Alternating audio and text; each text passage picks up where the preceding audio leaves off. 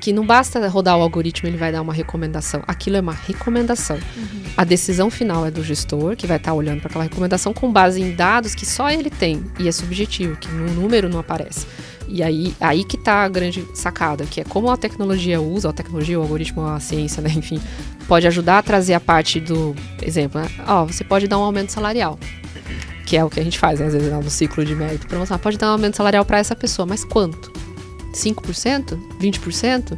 Você pode dar até 20%. O que o gestor vai fazer? 20%, porque se até 20% eu vou dar o máximo que eu puder. Então, se você dá 18%, ou 11% com base científica, e aí o gestor calibra discricionariamente ele baseado em alguma coisa, sei lá, ele faz uma outra análise que não está ali no número, já é uma economia de tempo de pensamento ali também, né, que ele pode tomar uma decisão um pouco mais rápida.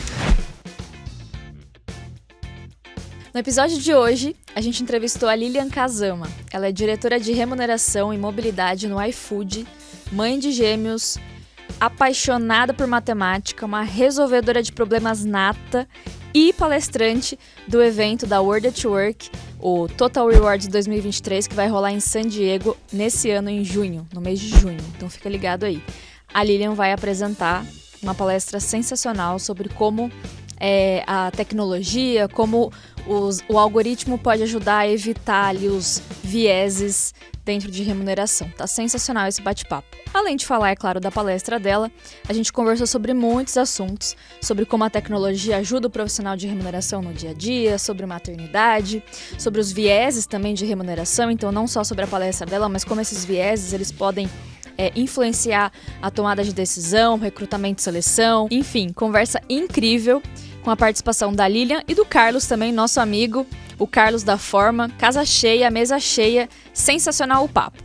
Pede seu iFood aí então, senta, se acomoda aí e dá o play. É o Arthurito, não é? Eu acho que é isso, não é? Um carinha que usa uma peruquinha loira. A loira, é. Pode crer, cara. E é o som disso que nós temos Lilian Kazama. Você nem imaginava que você ia ser anunciada ao meio de Instagram, memes e coisas aqui agora. Pois é. Já tava valendo Tava isso? valendo. Olha Isso, só, cara. meu Deus, eu achei que era uma coisa... Você achou que era uma coisa mais especial? Nossa, vai estar testando o som aqui, né? Mas, nossa, ótima introdução. Ó, aliás, nós vamos com a Lilian. A Lilian é a brasileira que vai representar a única empresa brasileira no evento desse ano. Responsa. E você vai contar? Eu e a Grazi, né? Tem a Grazi também. Você é a Grazi, cara. Pô, Grazi do quê mesmo? A Grazi Rodrigues, ela trabalha com a gente também lá no iFood, né? Vamos em dupla lá. Grazi Rodrigues, esse episódio também é seu, dedicado viu? pra você aqui. Cadê a câmera? Aqui, ó. Corta pra mim. Que legal, seja bem-vindo. Tá gostando do interior, assim? Você já Não, morou foi, assim, uma viagem, com que é cheia de carregando. A gente descobriu que em Indaiatuba que a gente tá, né? Uhum. Que é o lugar, a colônia suíça, né? Então, Isso aí. cultural, tá sendo um passeio cultural. Pois é, cara. Jundiaí, o Carlos já te trouxe de Jundiaí, que é Festa da Uva, já vendeu pra você ali. Festa da Uva, Festival da Comida Japonesa. Festival da Comida Japonesa, Então, vai ter alô, lá prefeito de Jundiaí, aqui tem um Feira do Empreendedor também, que vai ter esses dias. Muito bom, muito bom. Que legal, cara. Bom, então a gente vai falar muita coisa. Eu queria já que você começasse dizendo... Quanto tempo você tá no iFood lá? Eu entrei em junho de 2021, então vai fazer 2 anos, né? Daqui 3 meses, mais ou menos. Bastante tempo já. Para startup, para empresa de tecnologia, é bastante tempo. Uhum. Já. 2 anos Aconteceu muita coisa. 5, né? Parece assim, que é bastante intenso, né? A gente conta em semestres lá, né? Agora, né? Tem os ciclos, né? Então, a cada semestre tem projetos, coisas novas e acontece de tudo. Em uns 6 meses é trabalho pra caramba, assim, tem bastante coisa pra fazer. Você é tipo Július, assim, né? A piadinha sempre fica pra Fer, mas é que você tem dois empregos, basicamente. Mas no caso dela, não é a esposa que fala, meu marido tem 2 empregos, é o marido dela que fala, minha esposa tem 2 empregos. É bem isso. Filosofia Július, né? Qualquer, se você não compra, o desconto melhor é menor. desconto é quando você não compra, né? O desconto é menor. Se você não comprar, o desconto é maior. Exatamente.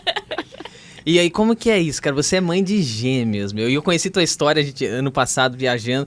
E a gente sentou no fundo daquele carro. Lembra aquele carro de 7 lugares apertadinho, assim, sentado aqui?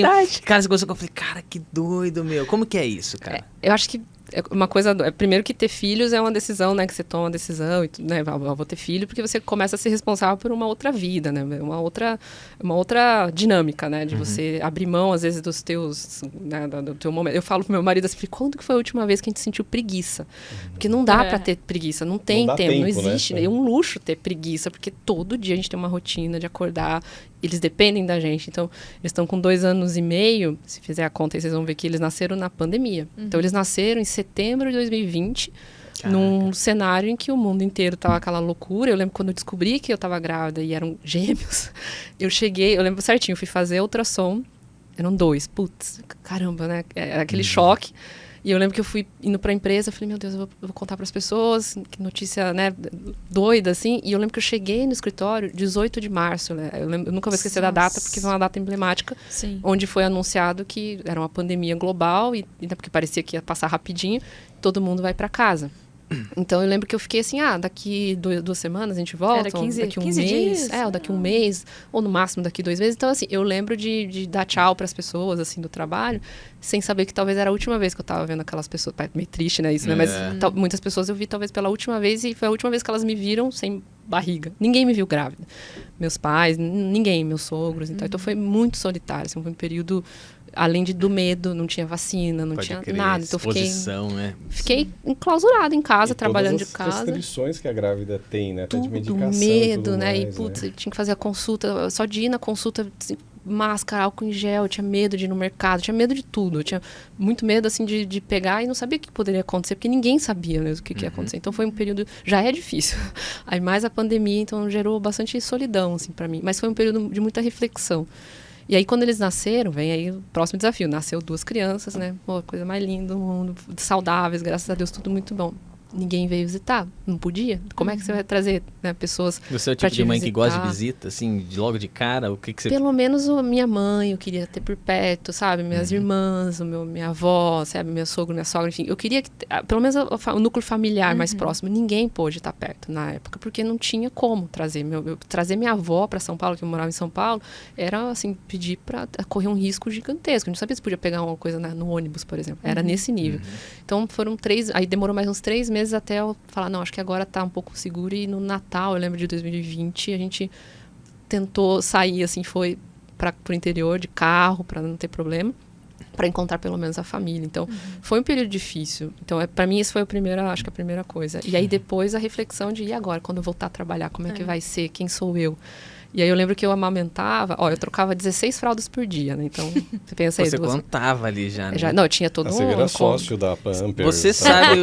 O Carlos sabe muito bem. O Carlos ainda foi um investidor. Você vira ambidestro pesado. também, né? Porque daí é o que você tem que fazer. Eu lembro quando eu comprava fralda, especialmente na Black Friday, né? Nossa, o melhor Black Fralda. Era Black Fralda. E aí o porteiro ligava, seu Carlos, chegou aqui... Caminhando. As fraldas que o senhor comprou. Falei, não, tá bom, daqui a pouquinho eu vou ir buscar. Não, olha, não dá pra ser daqui a pouco. Não cabe. E é bem isso, porque eu não tive chá de bebê. Então, coisas simples que as pessoas têm, que é rotineira, assim, tal. Eu não tive um chá de bebê que, sei lá, as pessoas Como que chamava? Eu fui em vários chá de bebês que eu passava de carro na frente. Drive-thru.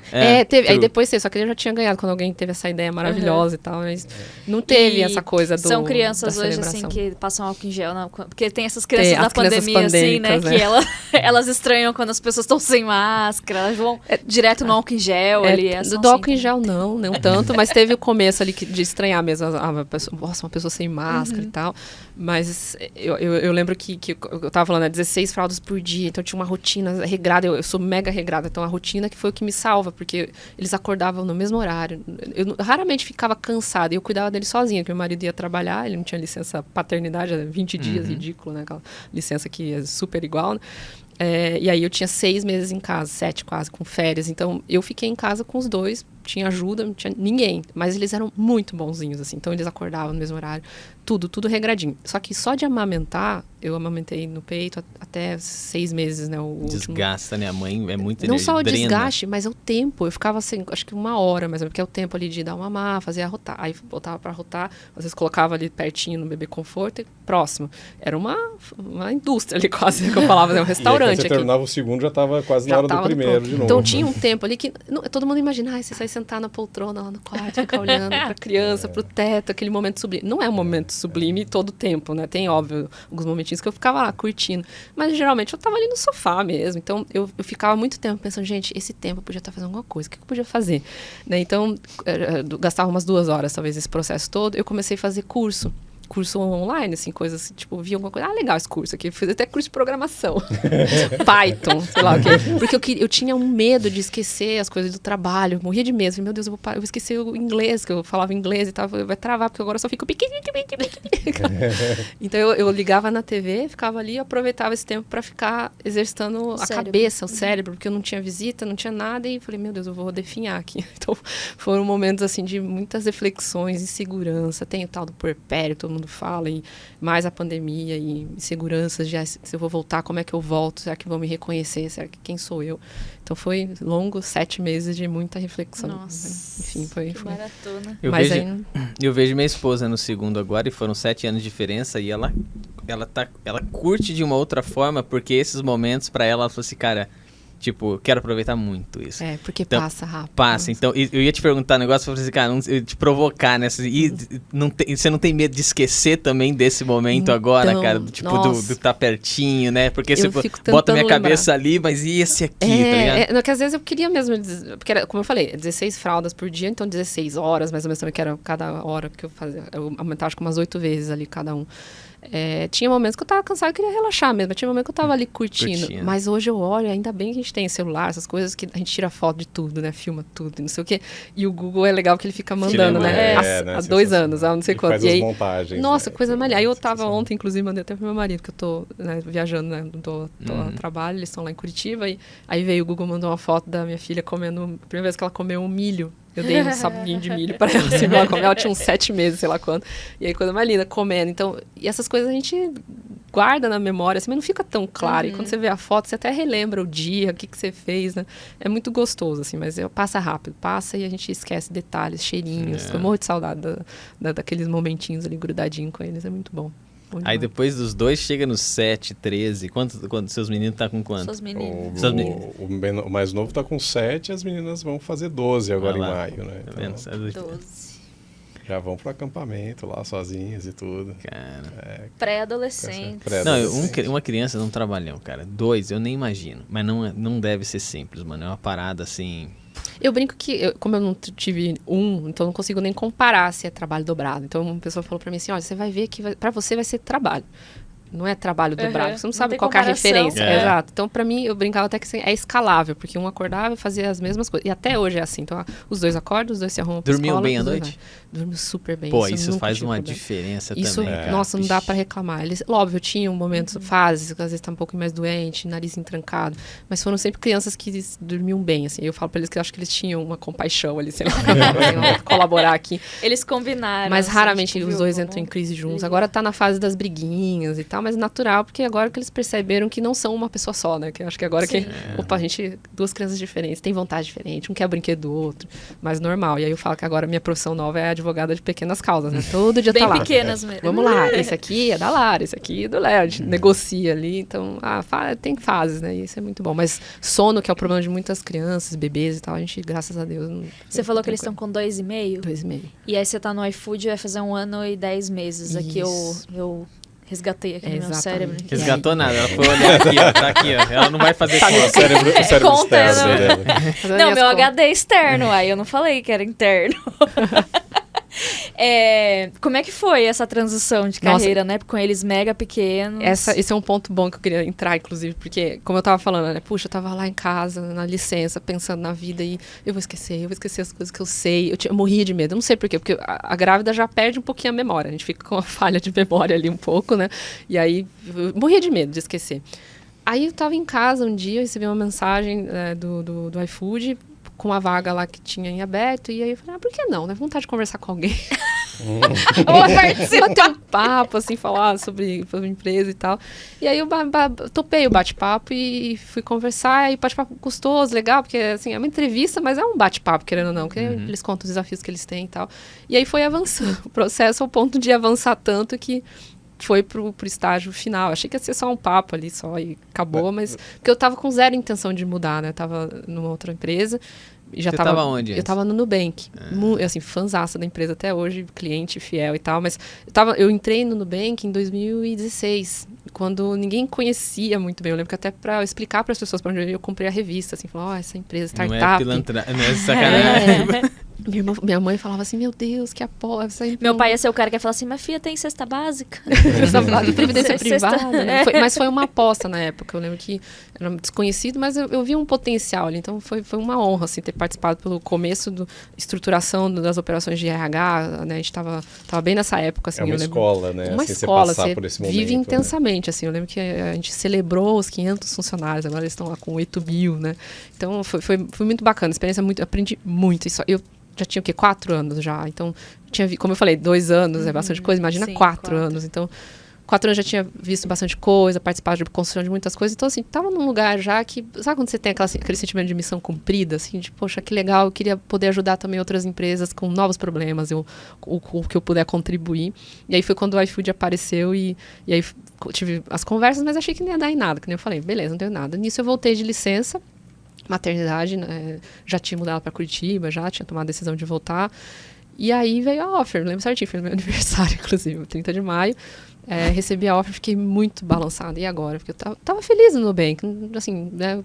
Tinha bastante coisa ainda para fazer. O que chamou a tua atenção nessa oferta? Cupons, né? Cupons. Não, gente, cupons ilimitados. Não guardou essa porra. No iFood.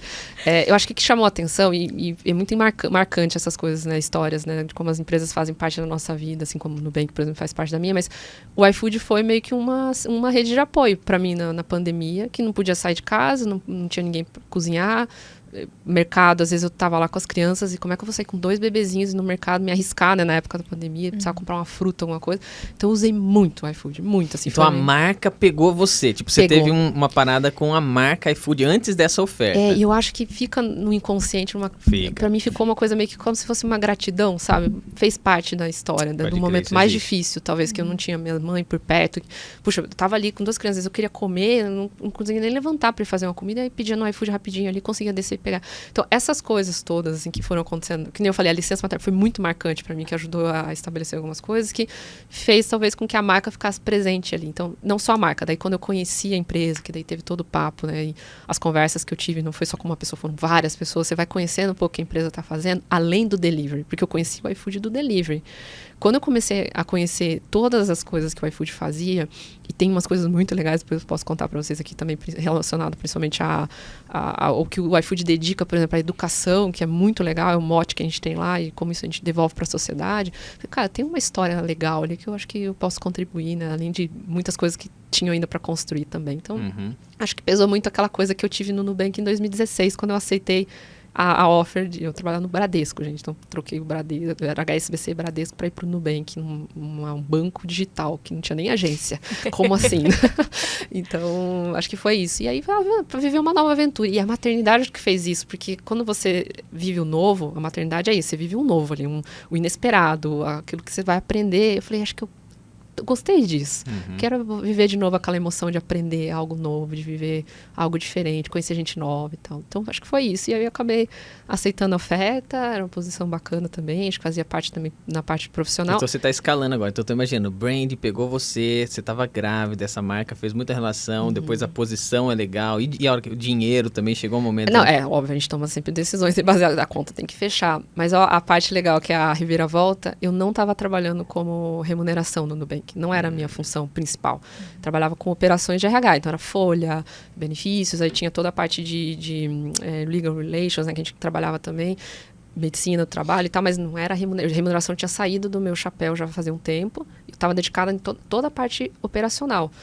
E aí o convite era para assumir a cadeira de compensation no iFood. E eu falei, gente, mas faz tempo já que eu não estou atuando nessa área, mas é a minha raiz. Eu posso contar depois como é que eu comecei, mas eu comecei nessa área.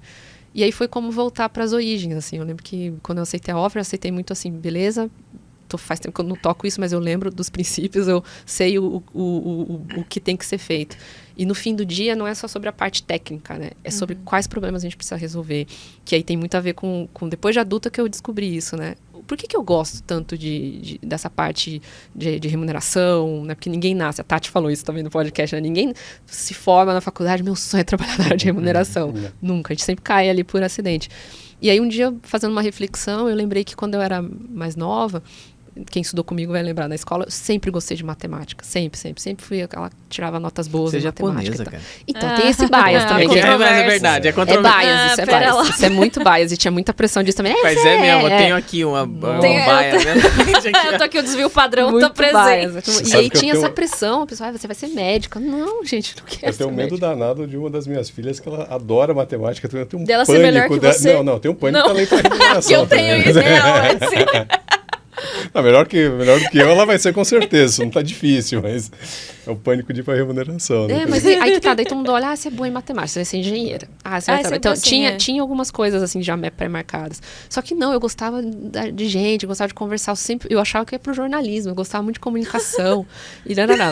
Só que eu vi que jornalismo talvez não era uma boa ideia. Porque não era mesmo, viu? Eu tenho conhecimento de causa. Eu sou o próprio viés no desvio padrão aqui dessa conversa. Ou eu vou cansar disso, porque também é só isso, talvez vai me cansar. Eu queria uma coisa que misturasse as duas coisas, mas nunca, lógico, não conhecia a remuneração. Depois de adulta, que fui fazer uma auto-reflexão, eu descobri que eu gostava de matemática, ou até hoje gosto de qualquer coisa, talvez seja mais lógico, porque todo problema tem uma solução. Então, qual era o prazer que eu tinha quando eu fazia os exercícios de matemática? Era fazer todos os exercícios, aquelas fórmulas gigantescas, você chegava num resultado, você olhava no gabarito, acertei. Esse prazer de resolver algo, um problema, e mesmo que também não tenha solução, você chega próximo e tudo mais, que aí eu comecei a usar como drive da minha carreira. Então, assim, pode me dar qualquer coisa. Eu contei pra vocês um pouco antes, né, da história que eu tenho. Depois eu vou contar essa história. Me dá um problema na mão, eu vou fazer o que precisar pra gente conseguir resolver. Se não for eu que vou resolver, talvez com o meu conhecimento, a gente vai atrás de quem sabe, mas eu não consigo ver um problema e ficar quieto olhando para aquilo lá e falar assim, é isso, acabou. Então, eu acho que descobrir isso fez tanta diferença, porque eu ficava ancorada na minha profissão, o que eu vou ser e tal. E no fim do dia não é mais sobre isso. A gente entender a competência ou aquilo que te faz ou te realiza. Tem gente que tem muito drive mais para serviço, né? Eu gosto de servir. Tem pessoas que são pessoas mais criativas, gostam de criar. Eu sou a pessoa que gosta de resolver problema. Então, até falei, se existisse um cargo de Head of Problem Solving, conta comigo. Já pode criar na estrutura. Já tá na área certa, já influencia para criar lá. Já vai preparando, já que daí no próximo ano você já fala de novo no evento já sobre a criação desse cargo. Desse novo cargo. Mas sabe que a Gartner também, né, que é uma consultoria global aí, né, de RH, de várias outras funções, eles têm um modelo de RH que na estrutura que eles falam que é uma estrutura do futuro e tal, como se fosse um pool de problem solvers. Que você não tem pessoas designadas para funções, como a gente tem remuneração, treinamento. Pessoas que estão ali para pegar projetos para resolver problemas. Ou problemas, ou criar soluções, que eu prefiro falar de soluções. E você sabe, quando a gente estava falando da sua volta para remuneração, né, no iFood, eu estava pensando, nossa, eu vou perguntar para ela como é que ela fez, porque daí, assim, sempre vem aquela coisa assim, que, meu, e agora eu preciso estudar, preciso me atualizar, preciso ir atrás do que eu vou, de que fonte que eu vou beber e tal, não sei o quê.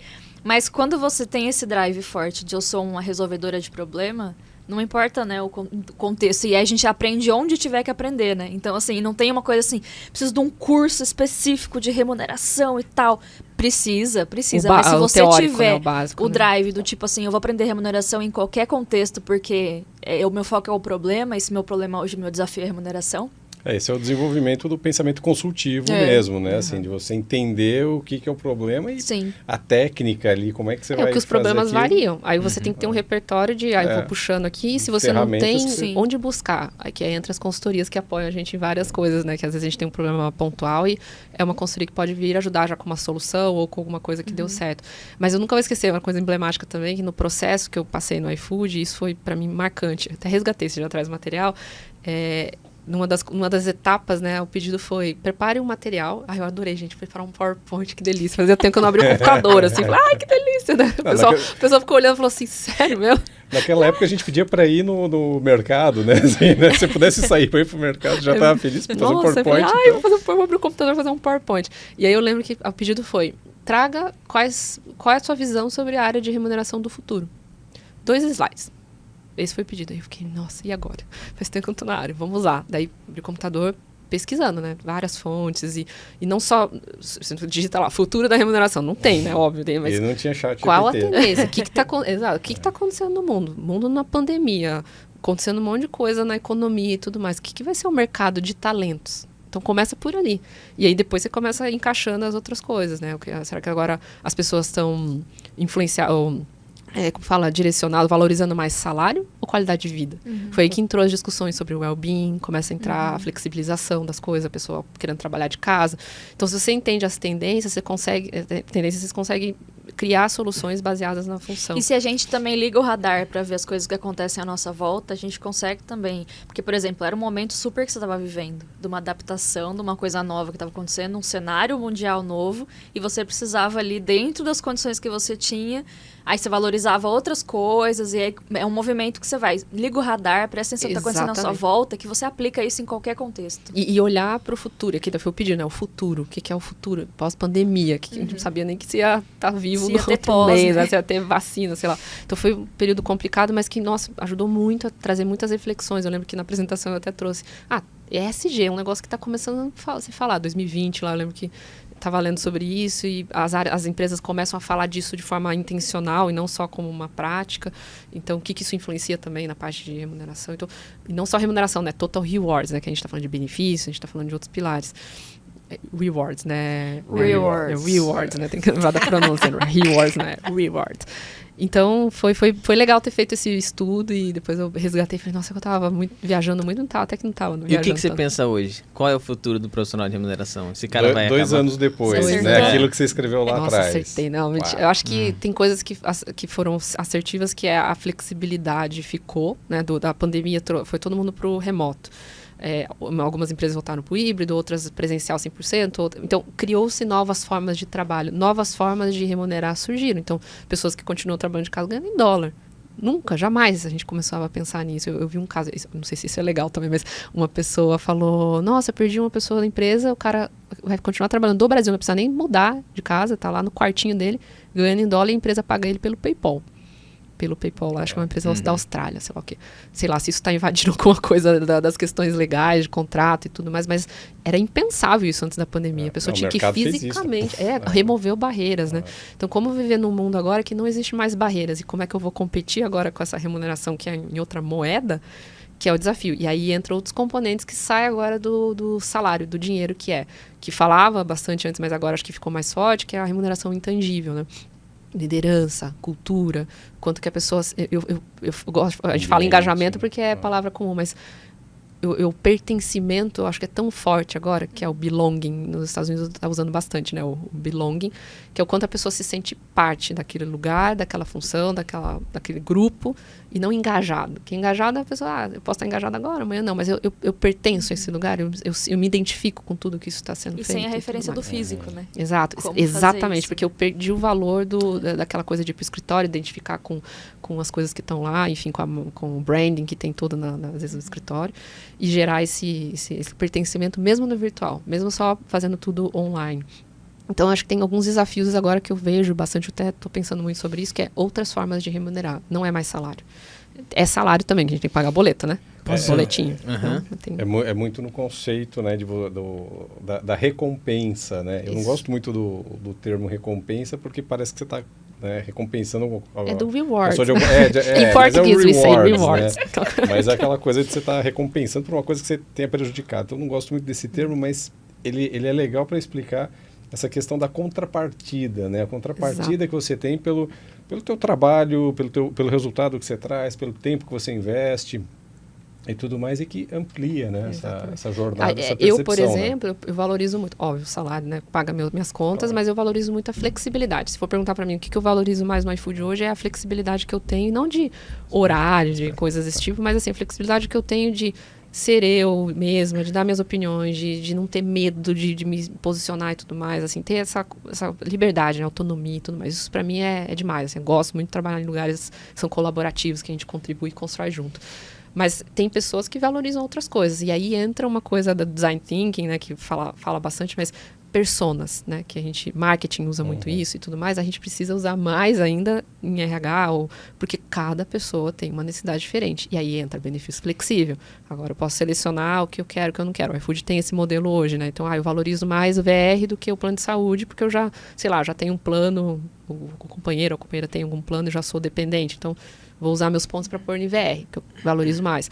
Então, acho que essas coisas, agora, que não é tão antigo, mas ganha mais força num cenário flexível, para mim é o que vai ditar, talvez agora daqui para frente. Tem coisas que vão surgir que eu nem faço ideia do que é. Exemplo, já teve um hype de, será que a gente vai pagar em cripto? Né? Falei, meu Deus, o dia que chegar, o dia que eu vou fazer tabela salarial em criptomoeda, é o dia que eu tô aposentando já. Que deve ser uma loucura isso aí. Não, pensa, né? E a cotação? Imagina a cotação. Você vai... Que tipo de criptomoeda? Não sei. Eu falei, se chegar nesse lugar ali, meu Deus, vai ser um lugar muito louco. E teve essa discussão, agora já é impensável, né? Porque é muito instável e tudo mais. Mas que tipo de coisa nova que vai surgir, ainda me pergunto, não tenho ideia, não sou nenhuma guru que vai falar, vai acontecer isso aqui. Mas eu acho que até muito do que vocês estavam discutindo com, acho que foi o Ettore, talvez num podcast, a área de remuneração tem muitas práticas já que faz muitos anos, né, que a gente usa e não teve mudança, porque funciona ainda, tudo bem. Mas usar essas bases todas, teorias e coisas que a gente já usa há muitos anos e reinventar. Começando pelas pesquisas salariais, que acho que é a próxima tendência aí de como isso vai ser conduzido daqui para frente. Acho que não pode ser que tenha ainda as pesquisas tradicionais, mas entrem novas ferramentas ou tipos de pesquisas também no mercado. A gente tem um programa, o Consulta Aqui, dentro do nosso canal da carreira também, e a gente trouxe fiz uma palestra com o João no GCOM, a gente falou sobre o profissional de remuneração do futuro e trouxe essas questões, né? Inteligência artificial, machine learning, tudo isso tá dando velocidade. A gente enxerga muito que essa mão de obra analítica, a máquina tem condição de fazer isso muito mais rápido, né? Então a gente pega a ruptura que um Office fez na vida da gente, para pensar o mundo sem o Office. E o que as pessoas tinham? Eu vou jogar pro Carlos. Carlão, você tava nesse mundo antes do Office. Nossa, filho da mãe! O cara me pega. Mas a resposta é sim, tá? Então, assim, antes que você... O que é que você tinha em cima da mesa? Tipo, você não tinha um computador, você tinha um telefone, né? E aí vem... Você fala assim, como que você processava dados? Tinha área de remuneração de 30 pessoas numa empresa. O Robson trabalhava numa empresa. Né? Aí você tem um Office e vem tabela essa salarial no papel, assim. Pois é, e a área vira processamento de mercado, cara. Processamento de mercado, sim. Aí os caras, eu lembro, mandava pra Unicamp, pra USP, pros caras, sabe? Porque os caras tinham uns mega computadores. E aí vem o Office e populariza a condição no Excel. Vou mostrar Excel agora. Ai, gente, Excel, vida de longa, você ser... amo. Só que agora o que acontece? Aí essa área, esse petróleo, que é essa informação, a gente não sabe muito o que fazer, porque a gente não tem condição de assimilar todas as coisas em todo o tempo, certo? Você falou, Emerson, assiste a série Ruptura e tal. Eu falei, porra, mano, já vou encaixar isso na minha cabeça, porque eu já fico pensando assim, vou encaixar, não sei o quê. A máquina faz isso, cara. O cérebro... justamente porque você pensou isso, tem que assistir. Pois é, mano, pois é. E ela faz isso, então, essa parte analítica eu acho que vai ser o grande baque. E você tá certo da programação, porque o cara que conhece programação hoje, ele vai ter uma diferença muito grande, sabe? Então, a gente tem aí tem um ponto. Isso, cara. Aí parece que eu sou idosa já, gente, quem tá me vendo aqui, ó, eu sou nova ainda. Eu sou nova, eu juro. Mas... às vezes, talvez a gente não vai ser especialista numa tecnologia nova de análise, programação, mas a gente precisa saber pedir. Então, eu preciso saber minimamente os conceitos. Né? Exato. Para falar o chat assim, GPT. Você precisa saber fazer a pergunta. Exato. Eu acho que não vai ter substituição. Assim, o chat GPT vai ameaçar os trabalhos. Não vai, porque assim, quando não tiver um cérebro por trás para julgar se aquela resposta está fazendo sentido sim ou não, tem um risco ali. Mas hoje eu olho no meu papel como liderança, qualquer pessoa que eu tenha no time, se eu contrato alguém que talvez tenha um conhecimento, sei lá, em Python, eu tenho que minimamente saber o que é isso, como funciona, para eu poder também fazer os pedidos corretos, como hoje eu peço uma análise no Excel. Será que não dá para fazer uma tabela dinâmica? Será que não dá para fazer um gráfico XPTO? Porque eu conheço como fazer. Eu acho que acabou ali, né? Mas todas as outras coisas que vêm agora de análise novas, eu preciso saber pelo menos os fundamentos. Talvez eu não vou conseguir chegar no nível Master Blaster, porque eu não tô mais ali no dia a dia, inclusive saudades. Mas eu preciso saber orientar, pedir, e trabalhar junto com pessoas que estão vindo nesse mercado novo agora. A galerinha tá vindo e vindo com tudo. Forte. E sabendo, e para quem tá atuando e ainda quiser investir, eu recomendo, acho que inglês já virou um negócio já padrão, mas essas linguagens de programação, análises de estatística e tudo mais, virou, assim, para mim, um dos grandes diferenciais. Né? Mas esse é o ponto, sabe por quê? O grande lance, quando ele tem essa ruptura, Aumentou o número de empregados? Não, a gente deu mais velocidade, certo? A gente então agora esse era um medo que tinha lá atrás, quando teve a informatização, né? Exatamente, então vai perder emprego, né? Não. Todo mundo se adapta. E todo mundo está trabalhando pra caramba, mais, né? Então, as tomadas de decisões ficaram mais rápidas. Então hoje eu consigo fazer uma análise, talvez que demorava uma semana num contexto mais, né, arcaico aí, sem muitos recursos, e que hoje talvez você roda uma macro, qualquer coisa, uma programação XPTO lá, que ele já consegue trazer correlações e com insights assim, assado, que é muito mais rico, né, ou profundo do que antes, que você às vezes demorava um tempão para gerar talvez uma tabela ou um gráfico, para depois entrar a etapa de análise mesmo, que é, beleza, o que isso aqui significa. Então, acho que as tecnologias agora vão ajudar a acelerar um pouco o pensamento analítico. Exatamente, né, que é o que eu tô... Essa meiuca, então, mas a condição de você perguntar ao oráculo e descobrir os absurdos, esse é um ponto muito difícil. Sabe por que é difícil? E eu vou dizer que o diferencial está nisso. Por isso que a condição da gente ser jovem, velho, se a gente tiver uma carcaça velha, mas ter uma mente com essa condição, é muito forte, porque você conseguir descobrir o absurdo, para pensar na política. Você estava dentro de um grupo de WhatsApp, certo? Eu estou dizendo um exemplo agora, não você, mas... Aí naquele grupo alguém manda um áudio ou manda uma matéria. Você fala, porra, isso aqui é uma verdade. Quem disse que é uma verdade? O cara bota um negócio no chat GPT e não pergunta, mas qual a fonte? O que você utilizou para dar essa resposta? Ninguém faz isso. O cara acredita naquela marca e ele se reveste daquilo e ele é manobrado. Ganhou autoridade ali, né? Ganhou autoridade por ser aquilo, mas não pode. Então, essa condição, cara... O senso crítico é o que vai... senso crítico. E como é que você consegue ser? Você vai se alimentar de outras coisas. Cara, a máquina se alimentou dos livros que você precisa estar. Legal, ela se alimentou daquilo. Agora, qual é a opinião que você tem sobre autores que falam disso? Mas é o lance do algoritmo que eu estava contando para vocês, né? Que é um dos temas, inclusive, que a gente vai falar, que não basta rodar o algoritmo, ele vai dar uma recomendação. Aquilo é uma recomendação. A decisão final é do gestor, que vai estar olhando para aquela recomendação com base em dados que só ele tem, e é subjetivo, que no número não aparece. E aí que está a grande sacada, que é como a tecnologia usa, o algoritmo, a ciência, né? Enfim, pode ajudar a trazer a parte do exemplo, né? Você pode dar um aumento salarial, que é o que a gente faz, né? Às vezes no ciclo de mérito e promoção. Pode dar um aumento salarial para essa pessoa, mas quanto? 5%? 20%? Você pode dar até 20%. O que o gestor vai fazer? 20%. Porque se até 20% eu vou dar o máximo que eu puder. Então, se você dá 18% ou 11% com base científica, e aí o gestor calibra discricionariamente ele baseado em alguma coisa, sei lá, ele faz uma outra análise que não está ali no número, já é uma economia de tempo de pensamento ali também, né? Que ele pode tomar uma decisão um pouco mais rápido. Então, acho que é esse o lugar, mas ainda é um caminho. Eu acho que o chat GPT, ele facilita os acessos, porque ele faz uma leitura, ele junta muitas informações de muitos lugares que talvez você não teria nem tempo hábil de vida para consumir. Organiza e aí possibilita você ter o acesso àquele tipo de pensamento. Um algoritmo também, ele possibilita você ter um acesso a um tipo de processamento, uma informação, um cruzamento, tal. Mas são os acessos, o que você vai fazer com aquilo. Sabe o teste que eu fiz esses tempos? Foi muito legal. Eu peguei um artigo X lá em inglês, aí li o artigo, legal, aí depois mandei lá para ele e falei assim... resuma o artigo em bullet points e traga os takeaways em português. Então, eu pedi isso e ainda pedi para ele traduzir. Ele traduziu para português. Ele trouxe o resumo do que aquele artigo se tratava, trouxe os bullet points, os principais bullet points daquele artigo e me trouxe qual é o principal takeaway daquele artigo inteiro. Só que eu olhei e falei, legal, né? Bacana. Tipo, uma resenhazinha que eu posso, depois, se eu falar aqui que eu entendi, tudo tá aqui. Mas se eu não tivesse lido o artigo, também eu não ia conseguir julgar se estava certo. Exato. Mas isso ajuda, por exemplo, a consolidar o entendimento. Eu acho que por isso que eu falo, a gente vai precisar ter muito discernimento na utilização do chat GPT, daqui para frente vai virar, né, bastante, né, comum pra gente, para isso, sabe? Tipo, como é que eu uso agora o meu tempo para fazer um resumo, para eu poder depois compartilhar com alguém, lê esse texto, que esse texto aqui tem esse takeaway e tal. Então ele tem feito até, acho que, resumos de vídeos, né? Se você coloca link e tal. Então é um negócio... Imagens, arte, Dá medo, dá. Mas eu acho que é o mesmo medo que a gente sentiu quando lançou a impressora 3D, né? Putz, agora eles vão produzir armas, né? E tem riscos, é óbvio, mas acho que tem algumas coisas que a gente precisa entender qual é o lado bom que a gente vai extrair de tudo isso. Né? Eu vi outro dia que, assim, o mais importante do que a gente ter medo de um aumento da inteligência artificial a gente ter medo da redução da inteligência humana, né? Sim. Não, e esse é o ponto que eu tô indo. Eu acho que o mundo já está nessa... E eu olho, para que tanta velocidade? Tipo, não sei se a ruptura, a indicação que tá na série, como chama?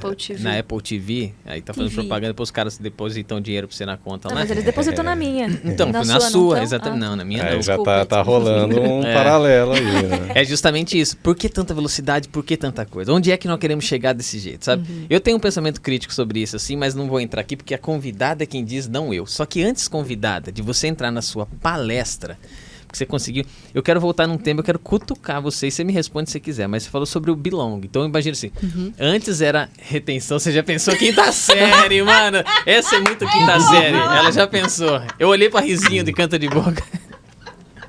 Eu pensei, caramba, mano, a gente falou disso que eu... Antes era retenção, aí depois engajamento, e agora pertencimento. Quando eu olho para pertencimento, é quase que uma parada assim, você quer conectar com o espírito. É uma parada espiritual, você concorda? Porque, mano, eu quero que você se sente pertencente. Pertencente é um negócio que faz, ele mexe, não é mais ele não tá numa camada superficial, eu quero o seu coração. Entende? Quando eu gosto de trabalhar isso, porque eu trabalho com marcas, essa parada, quando o iFood entrou e ela gravou um valor em você, e eu estudei muito essa parte de criação emocional, assim, né? E é um pouco da linha. Ela marcou você, ela entrou lá no teu espírito, eu vou usar espírito agora, mas não na tradução, mas tocou eu quero usar... meu coração, né? Tocou e marcou. No âmago, e né? Quando ele vai lá, é muito difícil alguém mexer com isso, porque ela se estabelece como um valor pra você. Então se alguém um dia fala, o iFood é uma porcaria, você fala, calma aí, por quê? Porque o teu corpo tenta preservar aquilo lá. Você não acha que a empresa trabalhar nesse nível de pertencimento é muito arriscado com o ser humano, porque um dia você pode demitir esse cara?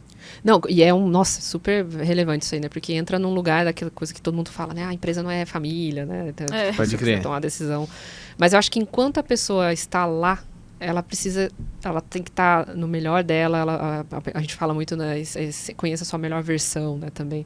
E a gente tem que ter meios, e a opinião do pertencimento é minha, tá? Não do iFood, assim, o iFood ainda fala bastante de engajamento e tal. Experiência também, que é algo que a gente valoriza muito, desde a entrada até, né, quando é tomada uma decisão ali de encerramento e tal, mas enquanto ela tá ali, o quanto que a gente pode trazer ela para que ela se sinta parte daquilo. E aí tem vários mecanismos, né? Programa de sócios, por exemplo, um exemplo, né? Que a gente tem lá programas que pô, legal, eu tô aqui, eu sou sócio, né? A gente chama de partners, né? Os iFood Partners lá, que eles ganham lá um determinado número de stock options e a gente fomenta muito o senso de dono, né? Que é um negócio super, né, comum aí, alguns valores, né? Mas como que a pessoa se sente parte do resultado? Porque ela sabe que se a empresa crescer, o valuation cresce, ela ganha e tem um valor lá, né, daqui a algum tempo. Então, para isso, para mim, é menos do que só estar engajado, mas se sentir parte daquilo é forte. Mas é difícil, bem que você falou, ele é tão profundo, né? Que toca ali num lugar muito especial das pessoas, mas ao mesmo tempo tem esse lado, né, da gente não invadir um lugar perigoso de virar quase uma dependência emocional também. Acho que esse é um lugar perigoso. E é isso que a inteligência artificial não vai resolver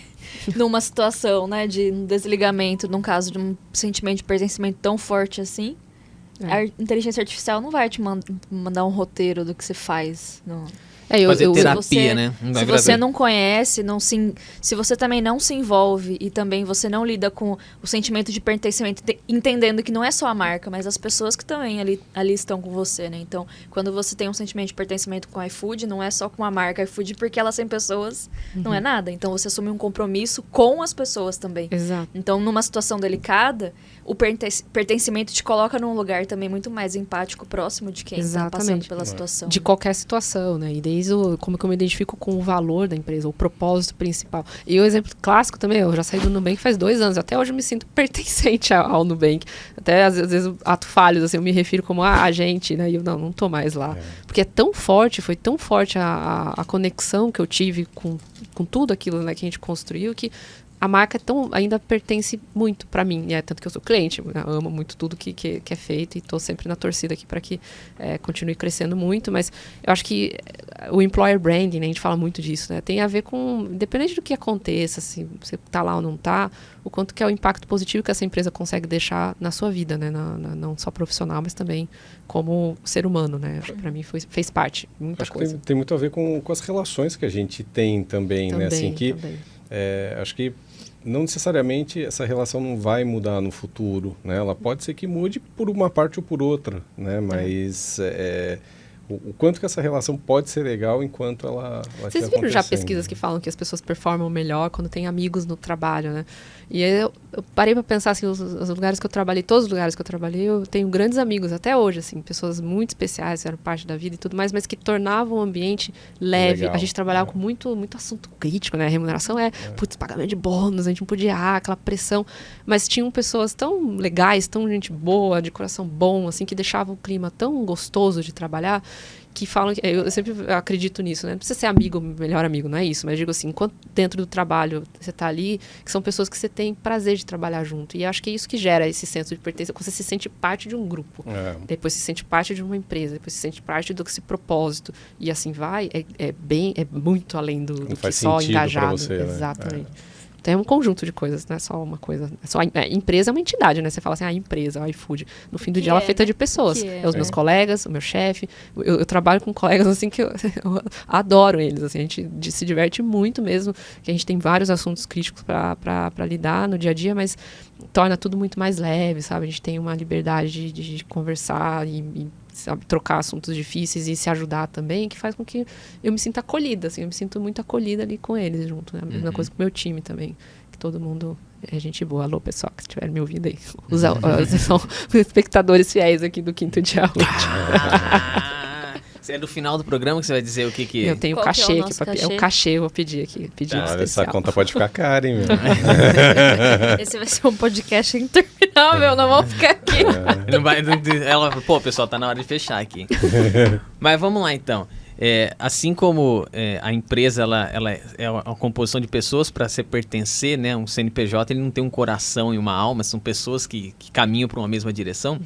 O Rewards 23 também não, e você vai o pertencer, o fazer acontecer é parte, você tem um pedacinho lá, né? Então, antes de você contar da tua palestra, eu queria pedir pro Carlos, qual que é o mote desse ano, cara? Para onde os caras vão com o evento, até para quem tá interessado em ir e compor essa caravana, que é outro pertencimento, que já não sei nem quantos brasileiros tem mais nessa, são... A gente já tá, por enquanto a gente está com 16 pessoas já, né? E vai ser um evento super bacana. Acho que a World Network pegou como mote uma das coisas mais críticas para a remuneração, né? Então, o que é o tema desse congresso que vai acontecer agora em San Diego em junho desse ano, né?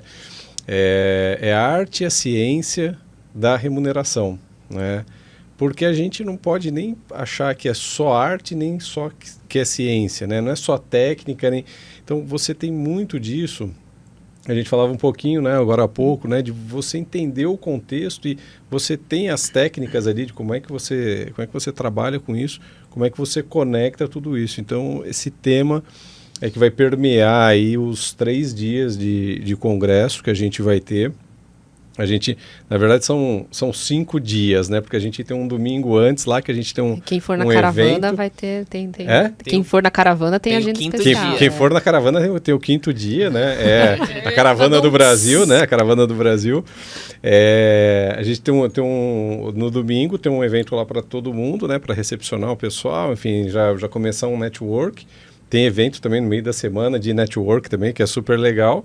A gente tem 3 dias de congresso, são 60, 70 palestras.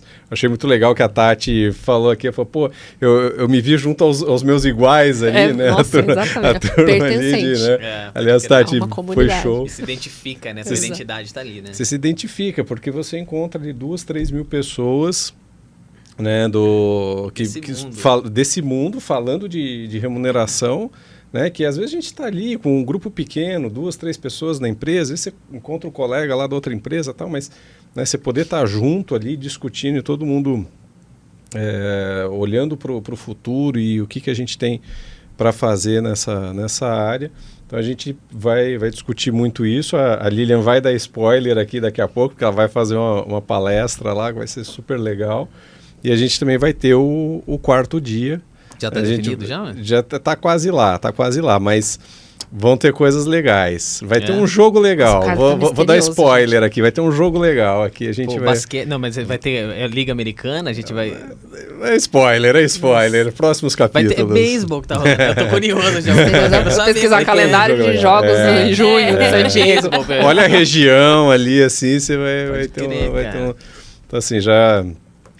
Tá praticamente fechado, mas a gente vai ter um quarto dia que a gente vai fazer visita técnica lá, vai conversar com várias pessoas, um dia inteiro só para os brasileiros. O ano passado a gente teve, vocês estiveram lá, a gente visitou na Delta Airlines, né? A gente conversou pra caramba, falamos lá sobre os desafios da pandemia, falamos sobre os desafios remuneração dos pilotos. Remuneração dos pilotos, como trazer mais mulheres para atuarem como piloto também, né?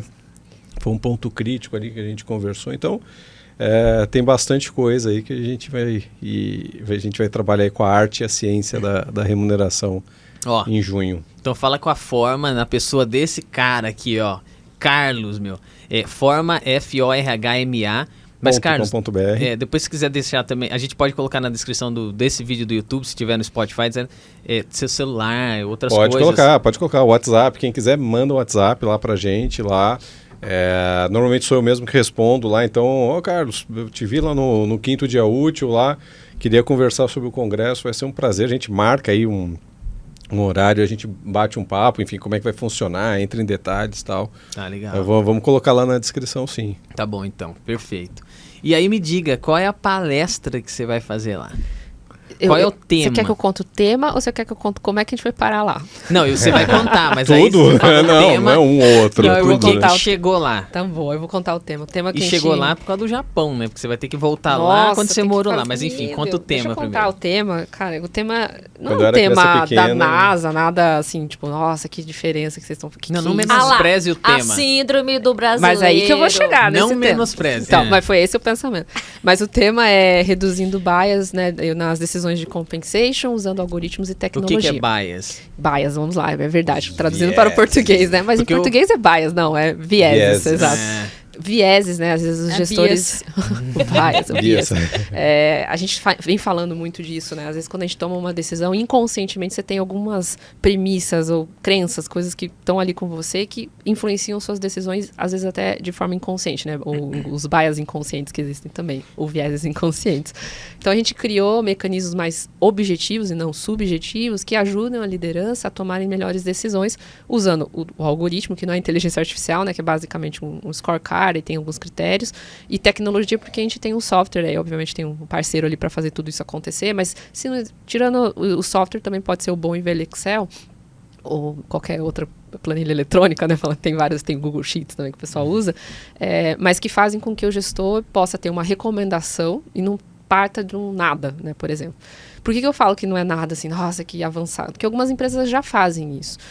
O que a gente quer mostrar lá, e aí está sendo muito legal, a gente como uma empresa brasileira ir lá, falar nos Estados Unidos, que é o berço da área de remuneração, e depois não sei se eu já contei para vocês que eu conversei com umas pessoas lá no evento, por isso que é legal você conversa com a galera, do porquê que os Estados Unidos é um dos países em que a área de remuneração, tem muita gente da área de remuneração, inclusive existe a World at Work certificação, eles são mega engajados nisso e as áreas são mega estruturadas, né? Por quê? Por quê? Tô curiosa. Vou te contar agora. Por quê? Eu até conversei com a pessoa e tal. E eu lembro que lá, quando a gente entrava nas palestras, nos talks, era muito engraçado, porque por alguns segundos eu imaginava uma coisa e na verdade não era. Falava assim, as empresas públicas, né? E a empresa pública, para mim, é igual empresas do governo. O que tem a ver empresa do governo nesse evento aqui de remuneração? Mas empresas públicas, né, no inglês, é por conta de empresas que estão listadas na bolsa. E nos Estados Unidos é muito comum. Qualquer empresa está listada na bolsa, independente do tamanho. Que a gente pensa bolsa, que a gente pensa nas grandes empresas, né? As principais marcas ali que estão na Bovespa ou na B3. Mas lá é super legal. Quer captar recurso? Bolsa. Para você ter ações listadas na bolsa, você precisa ter uma governança muito forte atrás. Uma delas é remuneração. faz parte, inclusive, dos comitês lá, que você tem que reportar o salário do CEO, reportar o salário da diretoria e tudo mais. Super aberto, aliás, de forma aberta, detalhada, precisa, que existe auditoria e tudo mais, regulação e tal. Por isso, pagamento de bônus. Existem equipes, e aí e por isso que talvez a World at Work tem essa força grande de certificação, principalmente, que aqui no Brasil não é tão forte, né, mas lá é meio que quase eles andam com as credenciais, né, as badges lá. A pessoa usa o crachá lá porque com é sinônimo de que você é uma pessoa certificada para atuar, por exemplo, em remuneração executiva ou remuneração de vendas e tal, porque isso te dá, é como se fosse a OAB, né, da remuneração. Então, a ISO do profissional de remuneração. Então, com isso, você cria um ambiente onde você tem muitos profissionais nessa área, especializadíssimos, né? Então, é por isso que eu tenho um mercado maior. E o Brasil ainda tem, obviamente, mas geralmente em grandes empresas, né? A área de remuneração existe em grandes empresas. Eu comecei numa grande empresa, boa parte dos meus colegas também começaram em grandes empresas, porque não é cargos e salários, não é derivado da folha de pagamento, é uma área de remuneração, né? E remuneração geralmente ligada a assuntos mais estratégicos. Então, os Estados Unidos ele tem mais por isso que eles tem mais artigos, tem mais literatura, tá tudo lá. E a gente acaba tendo que consumir muito de lá.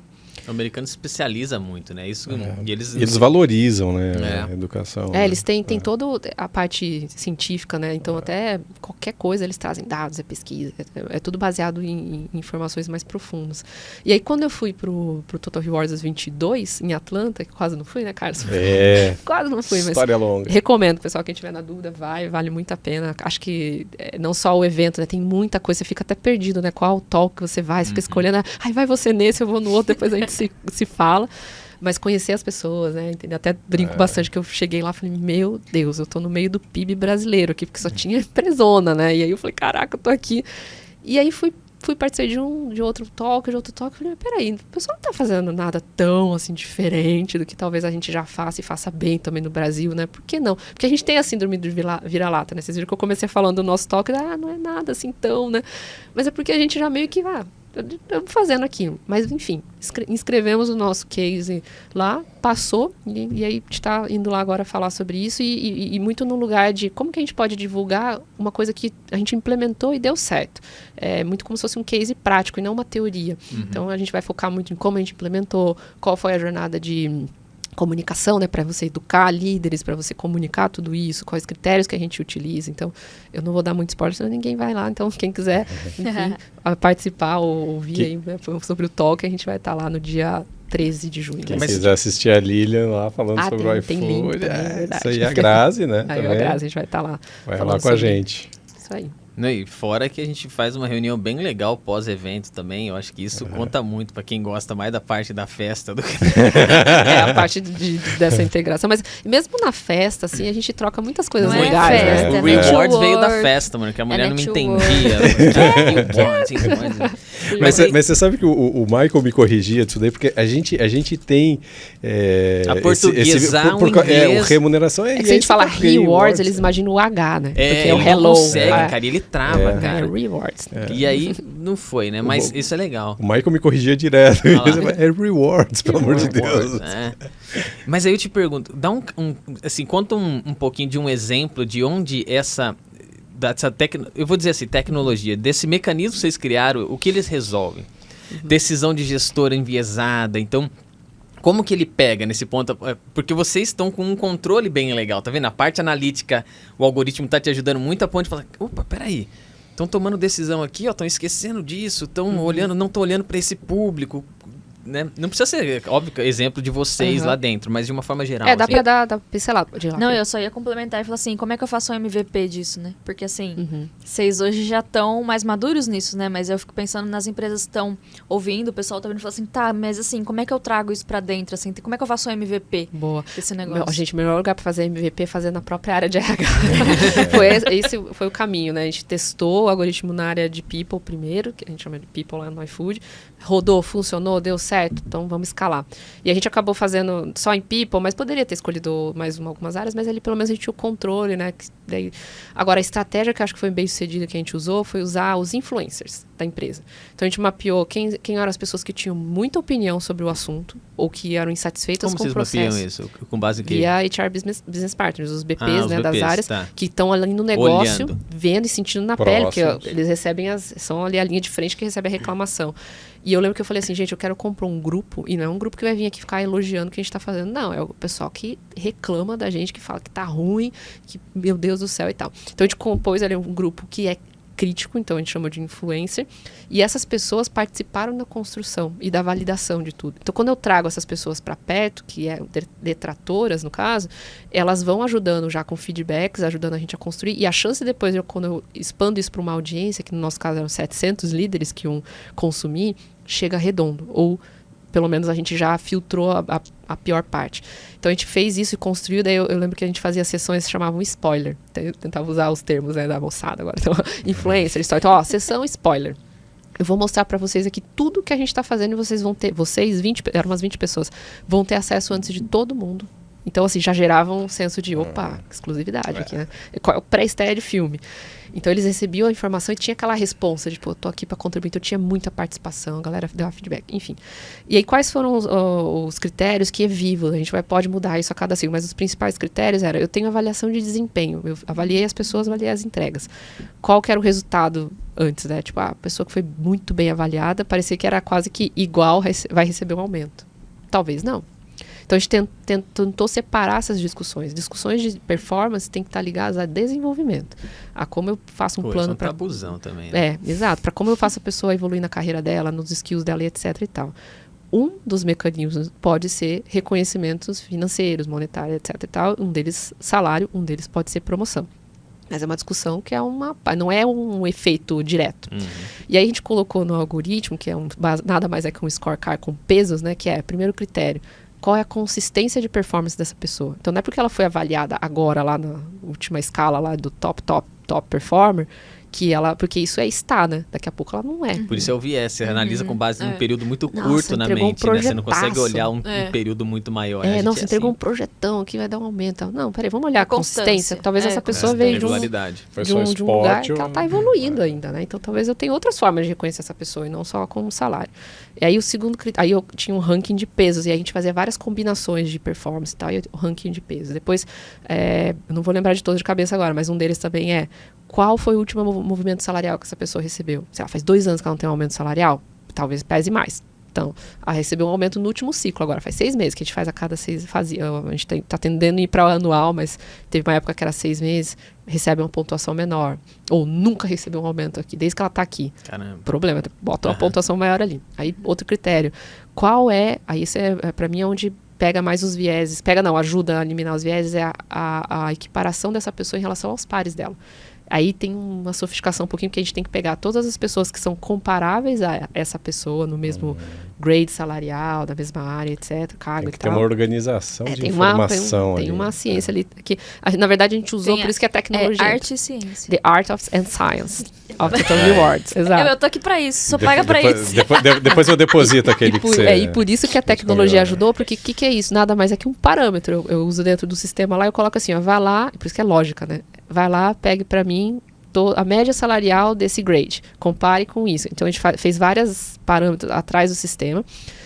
E aí, com isso, eu consigo comparar lá. Sei lá, tem um desvio de mais de 10%. Tem um desvio de mais de 30%. Poxa, bota uma pontuação nessa pessoa aí. Ela pesa mais. Porque ela está desalinhadíssima em relação aos pares dela, que tem a mesma performance, mesmo tempo de casa, etc. Então, a gente criou alguns critérios ali por trás.